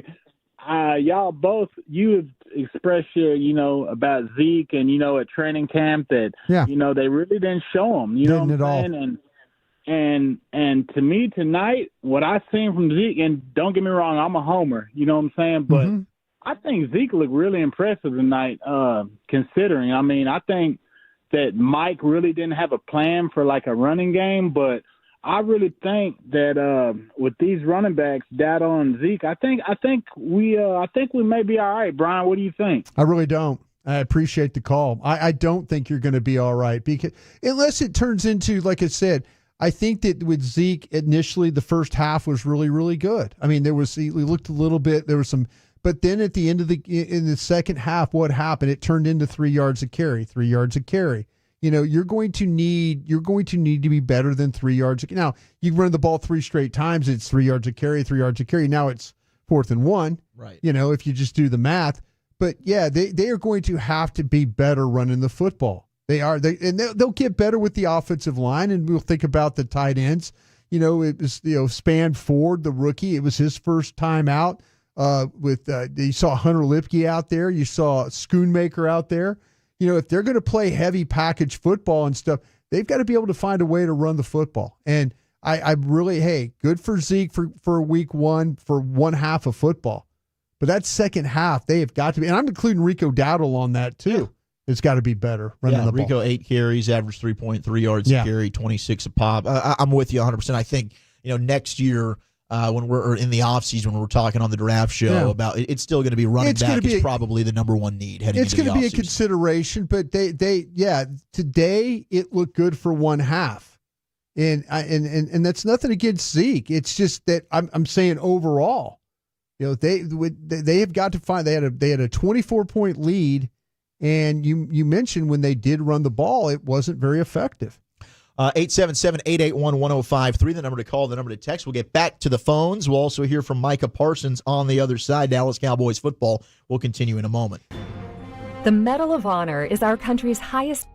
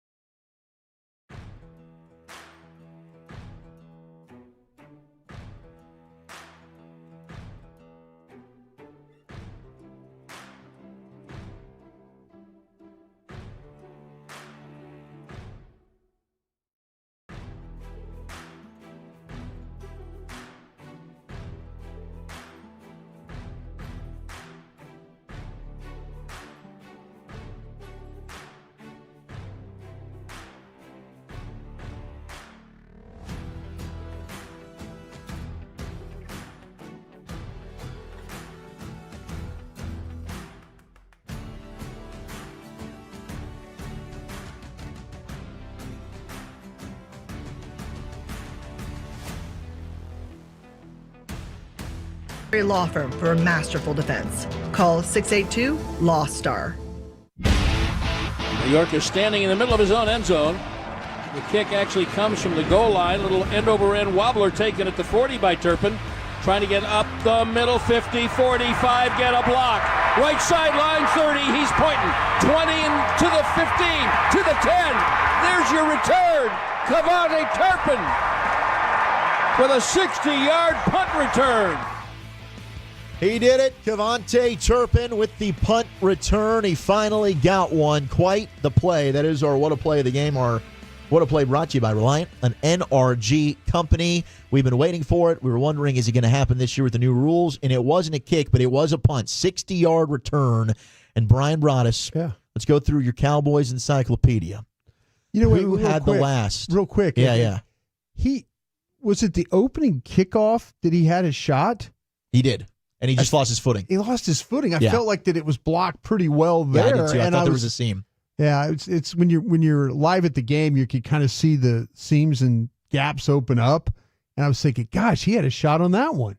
Who do you think it was in 2017, was the last Cowboys punt return for a touchdown? The name is one that is going to be tough to guess. Who was the player? I don't know. Who was it? Ryan Switzer. Ryan Switzer? That's quite the Cowboys trivia question. North Carolina wide receiver Ryan Switzer? Ryan Switzer, 83-yard touchdown return against Washington on November the 30th back in 2017. That was the last time the Cowboys had a punt return for a touchdown. That is your stat of the day right there. Ryan Switzer. Ryan Switzer. So tomorrow when I ask that on our flagship show, the G-Bag Nation, you're going to get football guy of the day. Football guy. Watch me forget it because I'll go, who? You'll remember. Just think Barry. Yeah. You'll get it. That's a good point. You'll get it. 877-881-1053, the number to call, the number to text. We'll get back to the phones here in just a minute. Zach Wolchuk alongside the Super Bowl winning scout, Bryan Broaddus. But right now, let's hear from Micah Parsons after this 33-17 win. Trayvon said it was just a teaser of what you guys could do defensively out there today. What are your thoughts? Oh, I agree 100%. We didn't even open up the full bag. For a lot of us, that was our first game since the playoff loss. So, we just getting back into it, tackling people again, getting to that full contact gameplay. So I just think the sky's the limit, and this is just the beginning. They only had one first down in the entire first half. Did you feel like Zim was in their heads at any point early in that game? Man, Zim lives in everybody's head, bro. Yeah, I think he has that type of fear factor, that type of respect. You want to play for that guy, man. He's just such a good dude, and I have a lot of respect for him. Micah, you guys have a lot of players to make plays on the defensive side. Just what does it say about the depth that you guys have as a team? That just goes out to the people higher up, Will McClay and, the coaching staff for bringing these guys in and making these attributes, late towards the end of that camp and bringing these guys so we have those rotational pieces. And obviously we drafted pretty well, so it looks good. And it helps when we can rotate when you're tired and things like that. After Dak got his contract, what's the initial reaction? Say, you know what I'm saying? Like, Dak owed me a little bit of money, so I was like, I went up to him right before we came here. I was like, I'll never be broke. I know that for sure. I'll never be broke. And he just laughed. But nah, man, Dak, like I told people, man, he didn't cheat the game. He earned everything he got. So that just goes to his work, his dedication, his craft, everything he put into it. Good things happen when you don't cheat the game. And I can say he's been 100% bought in since he's been here. So when it comes to a guy getting his money, there's not a guy that doesn't deserve it. Say your next step? Man, we'll see, man. I just got to keep doing what I'm doing, keep working, keep trying to be the best player I can be, and try to win championships, and then they probably throw me a little something on the side. What does it say about what you guys were able to do to DeShaun Watson out there, one of the better quarterbacks in the league? Man, I feel like we could have done more to anybody else. DeShaun's tough. He's a tough quarterback, bro. He's hard to get down. He's scrappy. He's relentless. He kept getting up. Man, I think because of their tackle depth, it was challenging for Cleveland to really dial into their offense. So I really wouldn't take this one against Cleveland. Like, you can tell it was a bunch of chips, and it's hard when we could just sit back in coverage and just kind of let things unravel in front of us. So, DeShaun's tough, man. I think he's going to keep getting better. Obviously, they got to get healthy. They're missing their running back in 2 tackles. But I think, he'll continue to get better, and he'll show the league why he got paid too. What do you need to see Dak to get that pissed? I think I missed like 2 or 3, bro. He's tough. I'm going to have nightmares tonight for sure. I'm supposed to start this year off with 3, but, it's okay. Well, DeMarcus Lawrence got 2. Micah did get 1. Yeah. They finished with 6 sacks, but he's right. I mean, there were some were like, oh, man, Micah, you were right there. Eric Kendricks had 2. Yeah. Marist was in position for 1, but he's right. They probably could have had some more there. DeShaun Watson certainly slippery, tough to get down. Well, that's what we talked about when we were breaking him down, was that if you go weak arm tackle in the pocket with this guy, he's got some lower body power and he can move and he's slippery in the way he plays. So you saw really great examples when they got him to the ground. It was wrap-up tackling is what it was. You just can't throw an arm in there and expect. And I think that's what Mike is probably disappointed about. Micah did a really good job on one of the pressures, though. These guys are getting so much better at when they cause pressure and then they're right on top of the quarterback, of just being able to hit, but then kind of keep the hands from wrapping up when they're going down. And not going to the head. And not going to the head or going down to or falling on the guy that way. Micah's getting. I mean, Micah gets held a lot. I'm sure tomorrow we'll see some of those. There, you talk about Dallas's offensive tackles trying to hold up. The tough day for Cleveland. Cleveland's offensive tackles are going to have nightmares about Micah Parsons, for sure. So will, I'm sure, DeShaun Watson. All right, 877-881-1053. We'll get some more sound from the locker room momentarily, but let's go out to Benjamin in D.C. Benjamin, you're on with Zach Wolchuk and the Super Bowl winning scout Brian Broaddus. How you doing, gentlemen? Good. How are you, Excellent. sir? Thank you. What I wanted to say was, I don't know which show it was, but one of the shows on 105.3 was talking how it was a sit down with the Marcus Lawrence, and he was talking about Zimmer's defense and the difference between Zimmer and Quinn, and he was saying it was the details, how he focuses in on the details. I wanted to give you a game, of course, but I saw that today. They look disciplined out there, like for the first time in like a long time, and that's what I got out of it. And the fact that I'm not sure I've seen a team like where you have like 5 rookies or more like playing a lot. I mean, they draft so well, it's crazy. That's what I wanted to talk about. Yeah, thank you very much, Benjamin. I mean, the draft class certainly is already paying off in a huge way when you consider the rookies that got playing time today. Obviously, Carson starting at corner, Cooper Beebe at center, Tyler Guyton at left tackle. You were able to see Brevin Spann-Ford get some looks at tight end. I mean, Overshown missed his rookie season. So now he's a guy making his first NFL game start today as well. Not to mention Marshawn Nealon getting into the mix, Maris Leofau, linebacker. So this rookie class is certainly a big impact. It has been an impact, initially, and they asked those kids to play. That's what they've done, and Mike's had his hand in a couple of them to bring them here. I will say this though: what we heard from Micah Parsons, he's absolutely right. It's week 1. You got a nice victory. Your defense played well. Their quarterback was poor, and Micah was being nice about it, and their offensive line wasn't good enough. No. And their offensive line, even the guys that were the starters, they might have some Pro Bowl starters in there, but you watch that tape, they struggle with power. They struggle with twist game. They struggle with movement. That's a team it was a playoff team last year, and they're good on defense. But if you find a way, like say, I think Dallas found a way that they wore them out in a way because of the 3 and outs. Yeah. They had to. That defense was on the field. The first half they had 1 first down on offense. That's you can't win that way. There's no way you can win. And I'm trust me, nobody loves Mike Zimmer more than me. I talk about Mike all the time. Got a nice text from him after the game saying, congratulations and all that. It was just, he's just that kind of guy. But this is week 1. There's going to be other challenges ahead. Mainly, we'll see what happened with the Saints. Look good this past today. Week. They looked good. They looked good on offense. Yeah. They made a lot of throws down the field. I'm Derek sure Carr was balling. They will challenge you. Get ready for what we saw on Thursday night with that quarterback running around all over the place with the Ravens.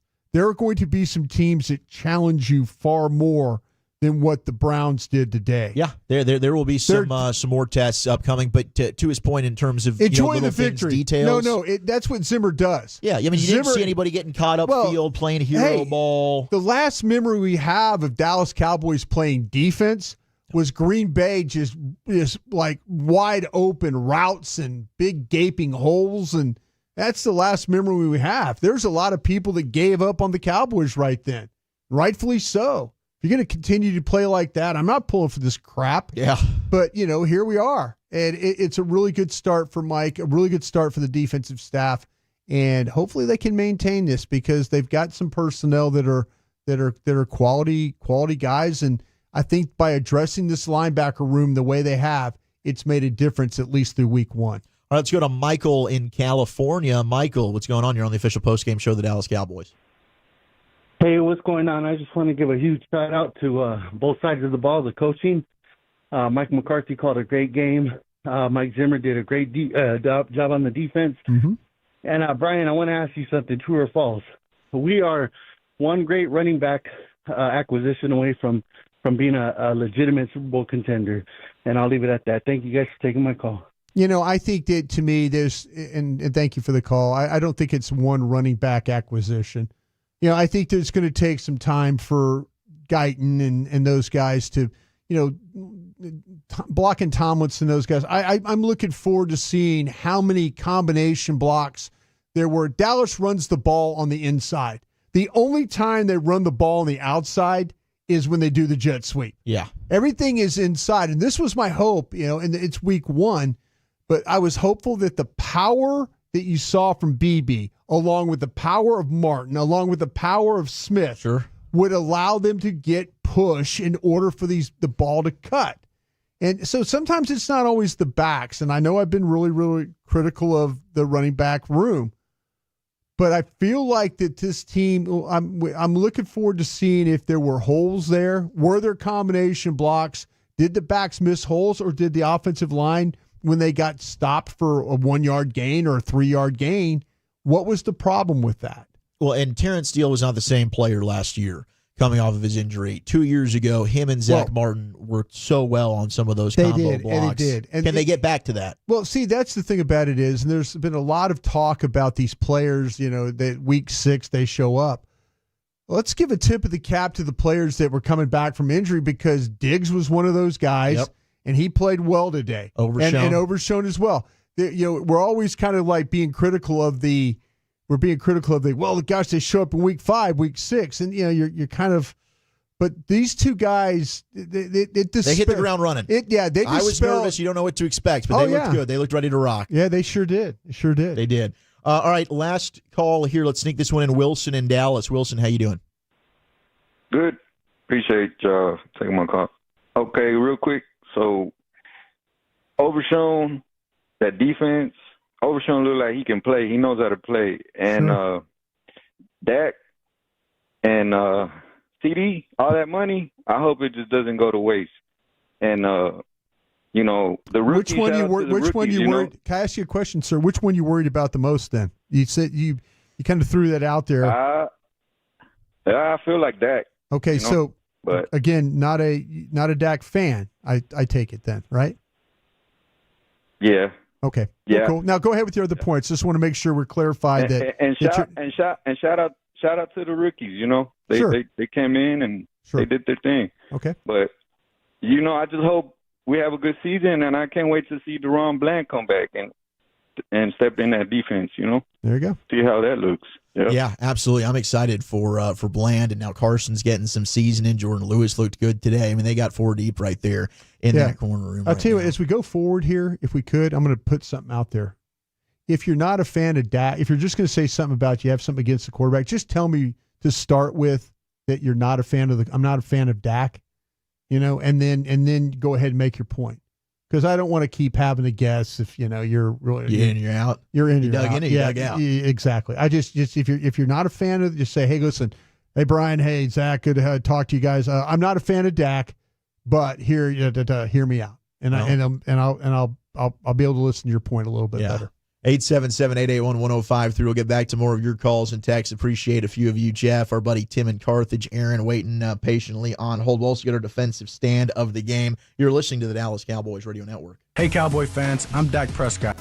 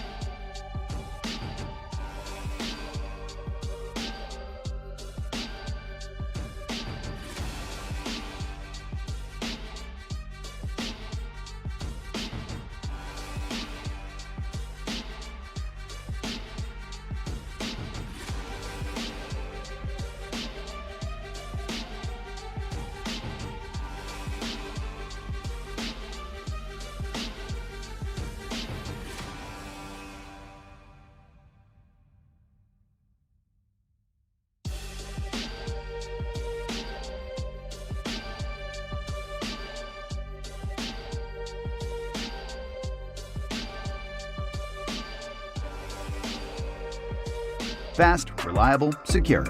5G requires compatible plan and device. 5G may not be available in your area. See att.com/5G for you for details. Big play here now, 4th and 6. Browns at the 49. Watson in the gun. They bring another back into the formation to block. Back to throw, rolling right. Somebody better get out there in the flat. Boom! Somebody got out there in the flat. Overshown. Blown out of a cannon. Came and dropped Watson for a 3-yard loss. 4th and 6 at the Cleveland 49, and DeMarvion Overshown with a big sack to turn the ball over on downs. That is our defensive stand of the game. And shout out to DeMarvion Overshown, his first regular season action, and boy, did he look fantastic. Guy's got a lot of ability. He's got a nose for the football. He's a physical player. He covers a lot of ground quickly. The speed is unreal. Yeah, and that's a guy that's a former safety, linebacker. You know, he's that's when you have a scouting department that kind of has an idea for a player.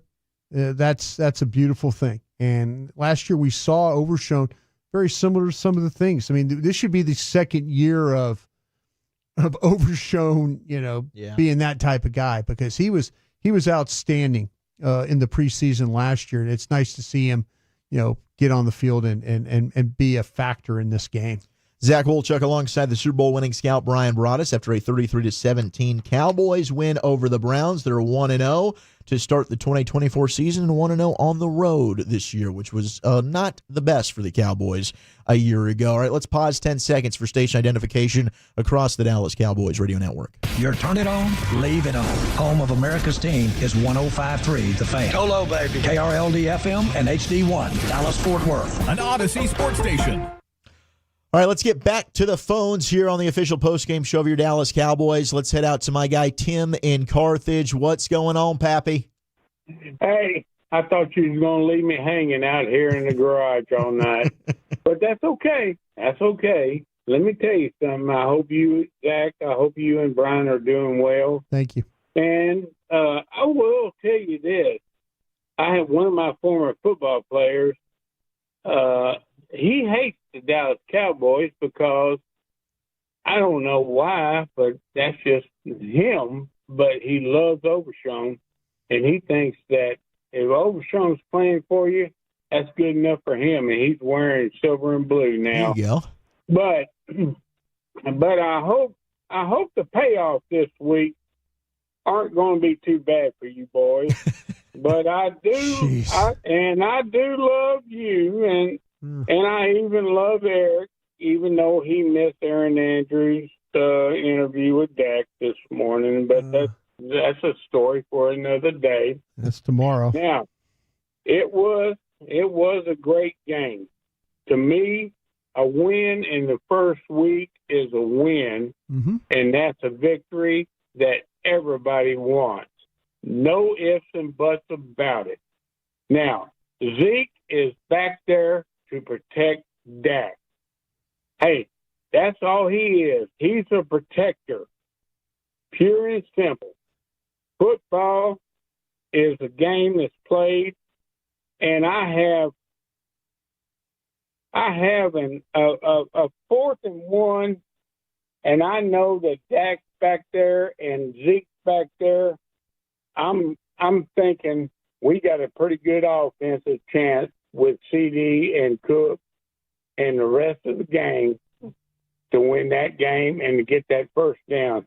Now, guys, I'll talk to you tomorrow, and I hope you have a good evening. Thank you, Tim. You as well, man. We appreciate you, man. That's Tim in Carthage. Appreciate you for the call. Did see just an update on Sunday Night Football. Rams and Lions right now. Puka Nacua being taken off on a cart. Looked like maybe a leg injury. He's been dealing with it looked like something happened to his knee. Ugh. He was kind of on the ground. He made a catch and then got tackled and then was kind of rolling around a little. I must say rolling around, but was kind of grabbing at his knee. Ooh. So we'll see. Hopefully that's not anything serious for the Rams. 10-3. Lions leading the Rams. Matthew Stafford with a pretty bad interception in the red zone. Yeah. Kirby Joseph with the pick on the prior drive. Let me ask you this: as a fantasy football guy, that's a big loss if Puka Nacua goes down. That's a huge one. Is he one of those guys that everybody drafts? Yeah, he was probably. Is he a first round guy? Like a second round pick this year. Some teams did. Some people did take him in the first round, but I think most leagues he was probably a second rounder. Oh, okay. Yeah, he was a high pick. I mean, his rookie year was outstanding last year. Of course, absolutely. All right, let's go to Aaron in Buffalo. What's going on, Aaron?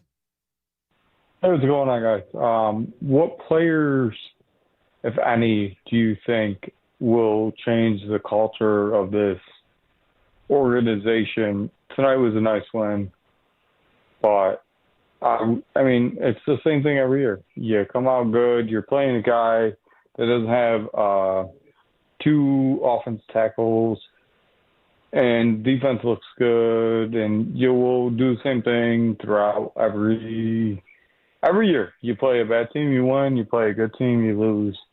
What players on this team can eventually change it to do you where have an idea? Do you have an idea? Give me your 2 players. Give me your 2 or 3 players you think can change the culture. I do like Overshown. I'm glad he's back. I like I'm playing with Diggs would be nice. Okay. But it's just too. It's every year. It's like, no. Okay, I understand that. You're a Cowboy fan. I get it. But tell me the players. Tell me the players that you believe. You said you like Overshown. You like Diggs, Bland. Who else? Give me. If to change your mind as a Cowboy fan, who are the guys you're going to be counting on? It's hard because it's every year you. Okay, we understand that. Who are you counting on to change the things then? It's the organization that's the problem. Okay. I appreciate you. Yeah, thank you for the call, Aaron. And honestly, it's probably, and I hear you, in terms of, they played a team that had 2 backup offensive tackles and a quarterback that I don't think is any good anymore. But a lot of this is, hey, regular season, you got to keep doing what they've been doing. You got to win in the regular season to make the playoffs. But a lot of it for fans out there is, their defense. What do you do in the postseason? Their defense wasn't hurt. Browns defense is really good. One of the best in the league. And they're the only team that beat both conference champions last year. I think for a half, you were really good against them. And then the second half, I don't know if that game was close. Your defense was playing well enough. It might have had to turn into more field goals and maybe another punt return if you could get. But I get it. As a fan, they're expecting, okay, you're going to beat.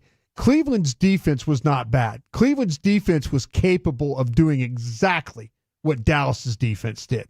They just didn't do it. And in the second half, they played much better. And the Cowboys certainly kind of sputtered a little bit. They didn't seem like they were quite in the same rhythm there either. All right, let's go to Jimmy in Flower Mound. Jimmy, how you doing?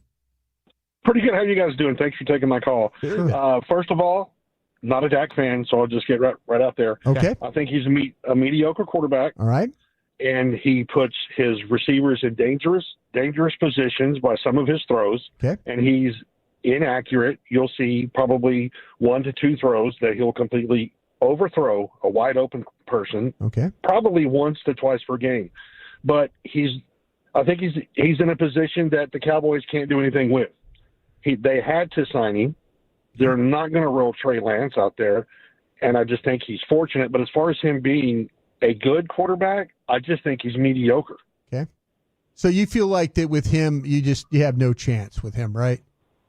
No, I don't feel that there's no chance. He's like a blue-collar guy. He's going to get done what's done, but he's going to throw that pick six in the wrongest time, and he's not – the accuracy, I just don't want to see him get – one of these guys hurt. Like I've seen CD take some to go up to get a ball that should have been thrown in a proper position and take some really bad hits. And it's like, man, he's going to get somebody hurt. Okay. Thank you for your call, man. No, I appreciate the call, Jimmy. I think, look, Dak does a lot of winning in the regular season. Runner-up for MVP last year. I think he's a good quarterback. But I think now the rest of the story for him, now that he's going to be the Cowboys quarterback for 4 years, and he knows it. Well, this year and 4 more years. Yeah, so right, 4 years after this, he's going to be. It's all about the playoffs. Can he finally step up and in those moments, perform for you? Yeah, and there's people, and we'll see how the contract plays out. Will it be able to keep everybody you need?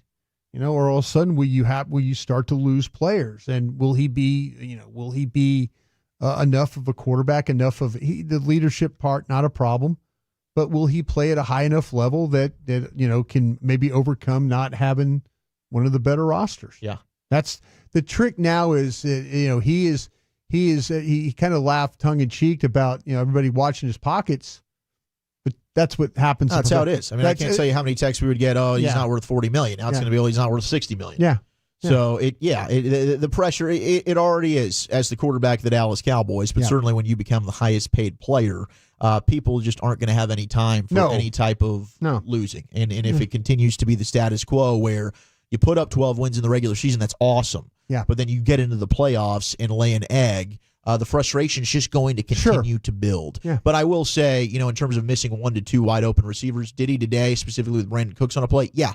But I think sometimes we get so zoned in on just watching our own team. I saw it happen with every quarterback in the league today, watching NFL Red Zone before I came in to watch the game. Joe Burrow, who I think is the second best quarterback in football, had a terrible day. Missed wide open receivers for a touchdown. Yeah. So it happens to every single quarterback. Nobody, even Patrick Mahomes, you're not perfect.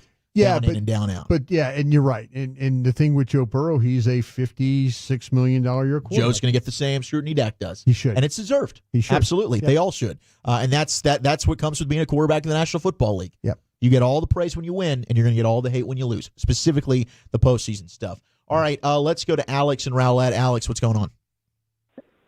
Hey, Zach, Bryan, long-time Tolo, first-time caller to the Postgame show. Thank you for all you do. Thank you. Reason I'm calling is because of Jimmy, pretty much. I appreciate Cowboys Nation. Been a long-time Cowboys fan myself, and I'm getting frustrated and tired of hearing our Cowboy Nation be Dak doubters and continue to hate on Dak when he continues to put all his effort, and the locker room really, what they say about Dak, it really shows, the character and his effort of really trying to win it all for Cowboys Nation. Yeah. And so, I mean, to Zach's point, right, I think you look at your team and especially the quarterback position at the Dallas Cowboys, probably the most polarizing position in all of sports. And, we're going to criticize him a lot more than someone else. But I saw Lamar. Lamar couldn't hit a wide-open receiver if his life depended on it. And then we saw Mahomes throwing it into the ground. And quarterbacks all around the league, they're not perfect. So, that's pretty much I'll say this. While I have you on, Alex, I'll say this. You have to be fair about it, though. You have your opinion, and you're tired of it. You can tune it out. But but to me, you have to be fair about it. Both sides can have an argument in this thing. You can't just say that. You can't just say you're right and they're wrong. You can you can fight your points, and that's the thing. I always say this about Jerry Jones. I've told the story a million times, but he told me, he goes, "Listen, you're kicking my ass, but you're fair about it." Exactly. And I think you don't have to agree with people that don't like Dak or Cowboy Nation. Fandom is different all over for this football team. Exactly. There are fans that were fed way up after that Green Bay game.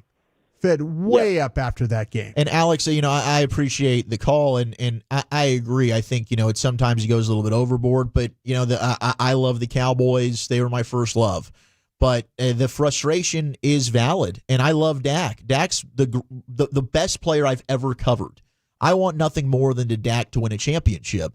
But I think at this time, for all the good, and Dak's done a lot of great things, and he's done a lot of winning, and he is a good quarterback. I don't think he's even mediocre like our buddy in Flower Mountain called him. I think he's above that. Yeah. I think he's very good. But to take that next step and be great, it's what you do in January and February. And I've said it on the postgame show before. He's had moments to go on those drives that go ahead and etch your name in football history as great quarterbacks. And unfortunately, he has not lived up to that just yet. But hopefully he gets more opportunities to do it. Yep. And hopefully he does prove all of the haters wrong, like you said there, Alex. But you have to be fair about it. Like, you can't just sit there, my opinions. I see both sides. Both sides. I I absolutely see both sides. I sure do. All right, we'll put a bow on this one. We'll look ahead to next week against the Saints. Dallas Cowboys football will continue in a moment. Dallas.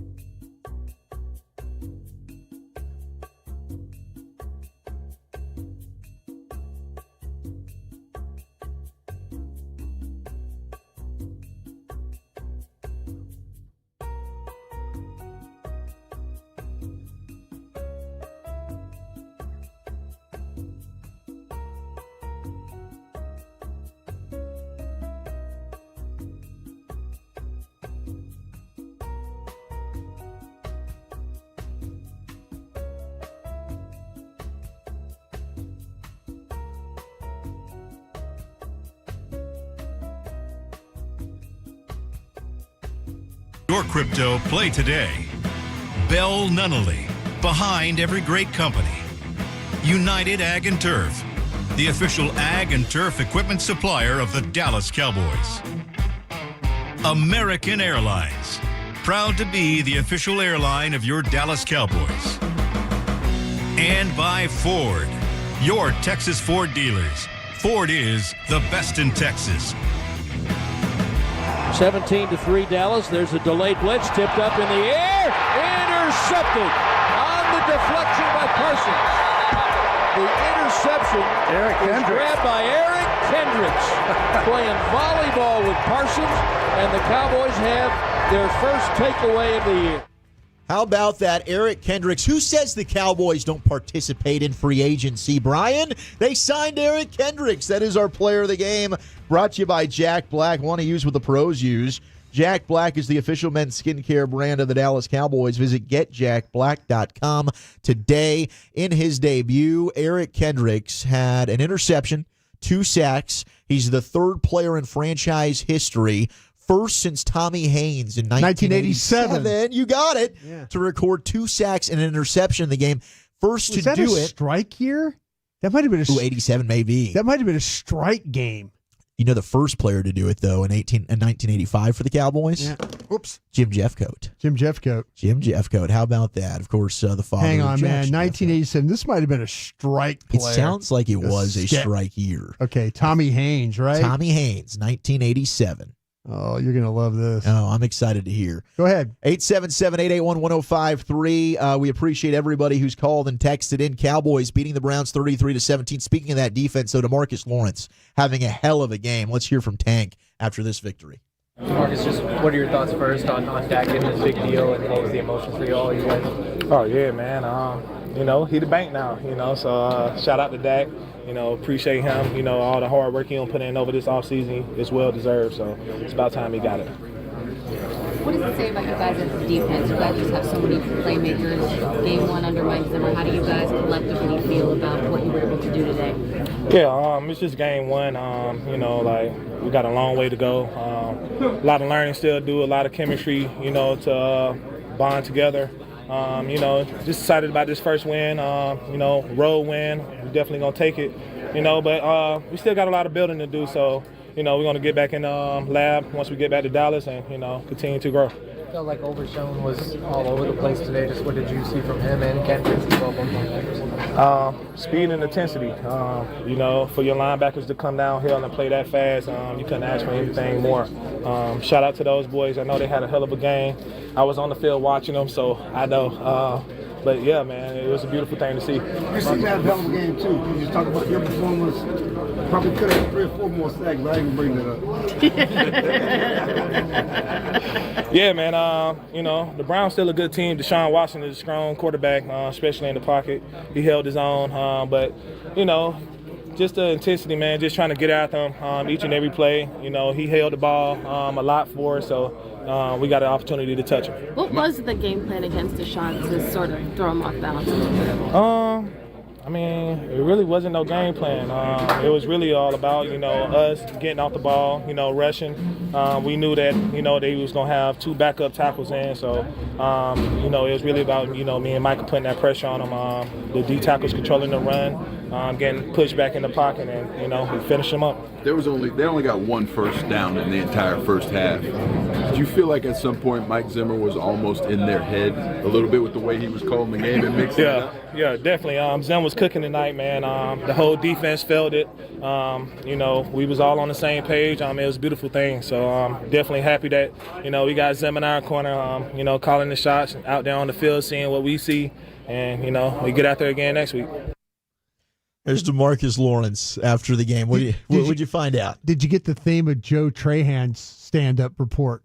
Yeah, it was a Mike Zimmer. Was he in their heads? Was he in their heads? And I love that question. That question was asked twice, so he was getting sound bites for that story that he was going to do tonight. All right, real quick, Tommy Haynes. He was a strike guy. He was a strike player. Boom. There he signed with be a part of the Cowboys replacement team. Was given the mock name the Rhinestone Cowboys by the media.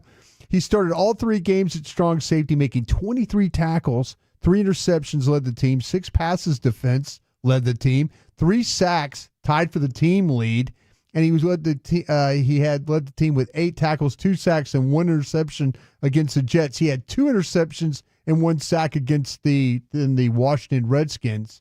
So yeah, he was a strike player in 1987. That's awesome. He sounded like he had a hell of a like 3 games. Yeah. For the Cowboys. I wonder if he stuck around after that. No, they brought him back. He was let go. And they brought him back for next year in 88, and he got let go. God damn. Yeah. Well, hey, what an 87 run for him. It is 17-10 Sunday Night Football. Rams in Detroit against the Lions. Kyron Williams with a touchdown for the Rams. Puka Nacua out for the rest of the game with a knee injury. We'll have to see more about that. Jake Ferguson as well. We'll get that MRI tomorrow for the Cowboys. So we'll be plugged in and discussing all of that tomorrow on the flagship 105.3 The Fan. But now we look ahead to the Saints.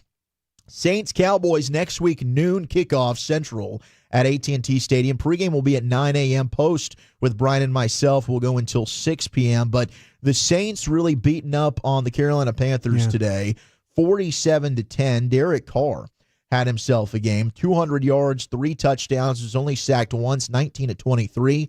Alvin Kamara went 15 carries, 83 yards and a touchdown. Jamal Williams added 38 yards and a touchdown on the ground. But Rashid Shaheed, who's kind of just a boomer bust type of player, had the first touchdown of the NFL season. I think it was a bomb. 59-yarder. Yeah. Chris Olave, who you think of as the number 1 target there in New Orleans, only 2 catches for 11 yards. But that Saints defense, 2 interceptions on Bryce Young, who really struggled in his sophomore debut, 13 of 30, 161 yards. But, a Saints team that I'm sure the Cowboys are favored in next week, but offensively looked like they can provide more problems than what the Browns did today.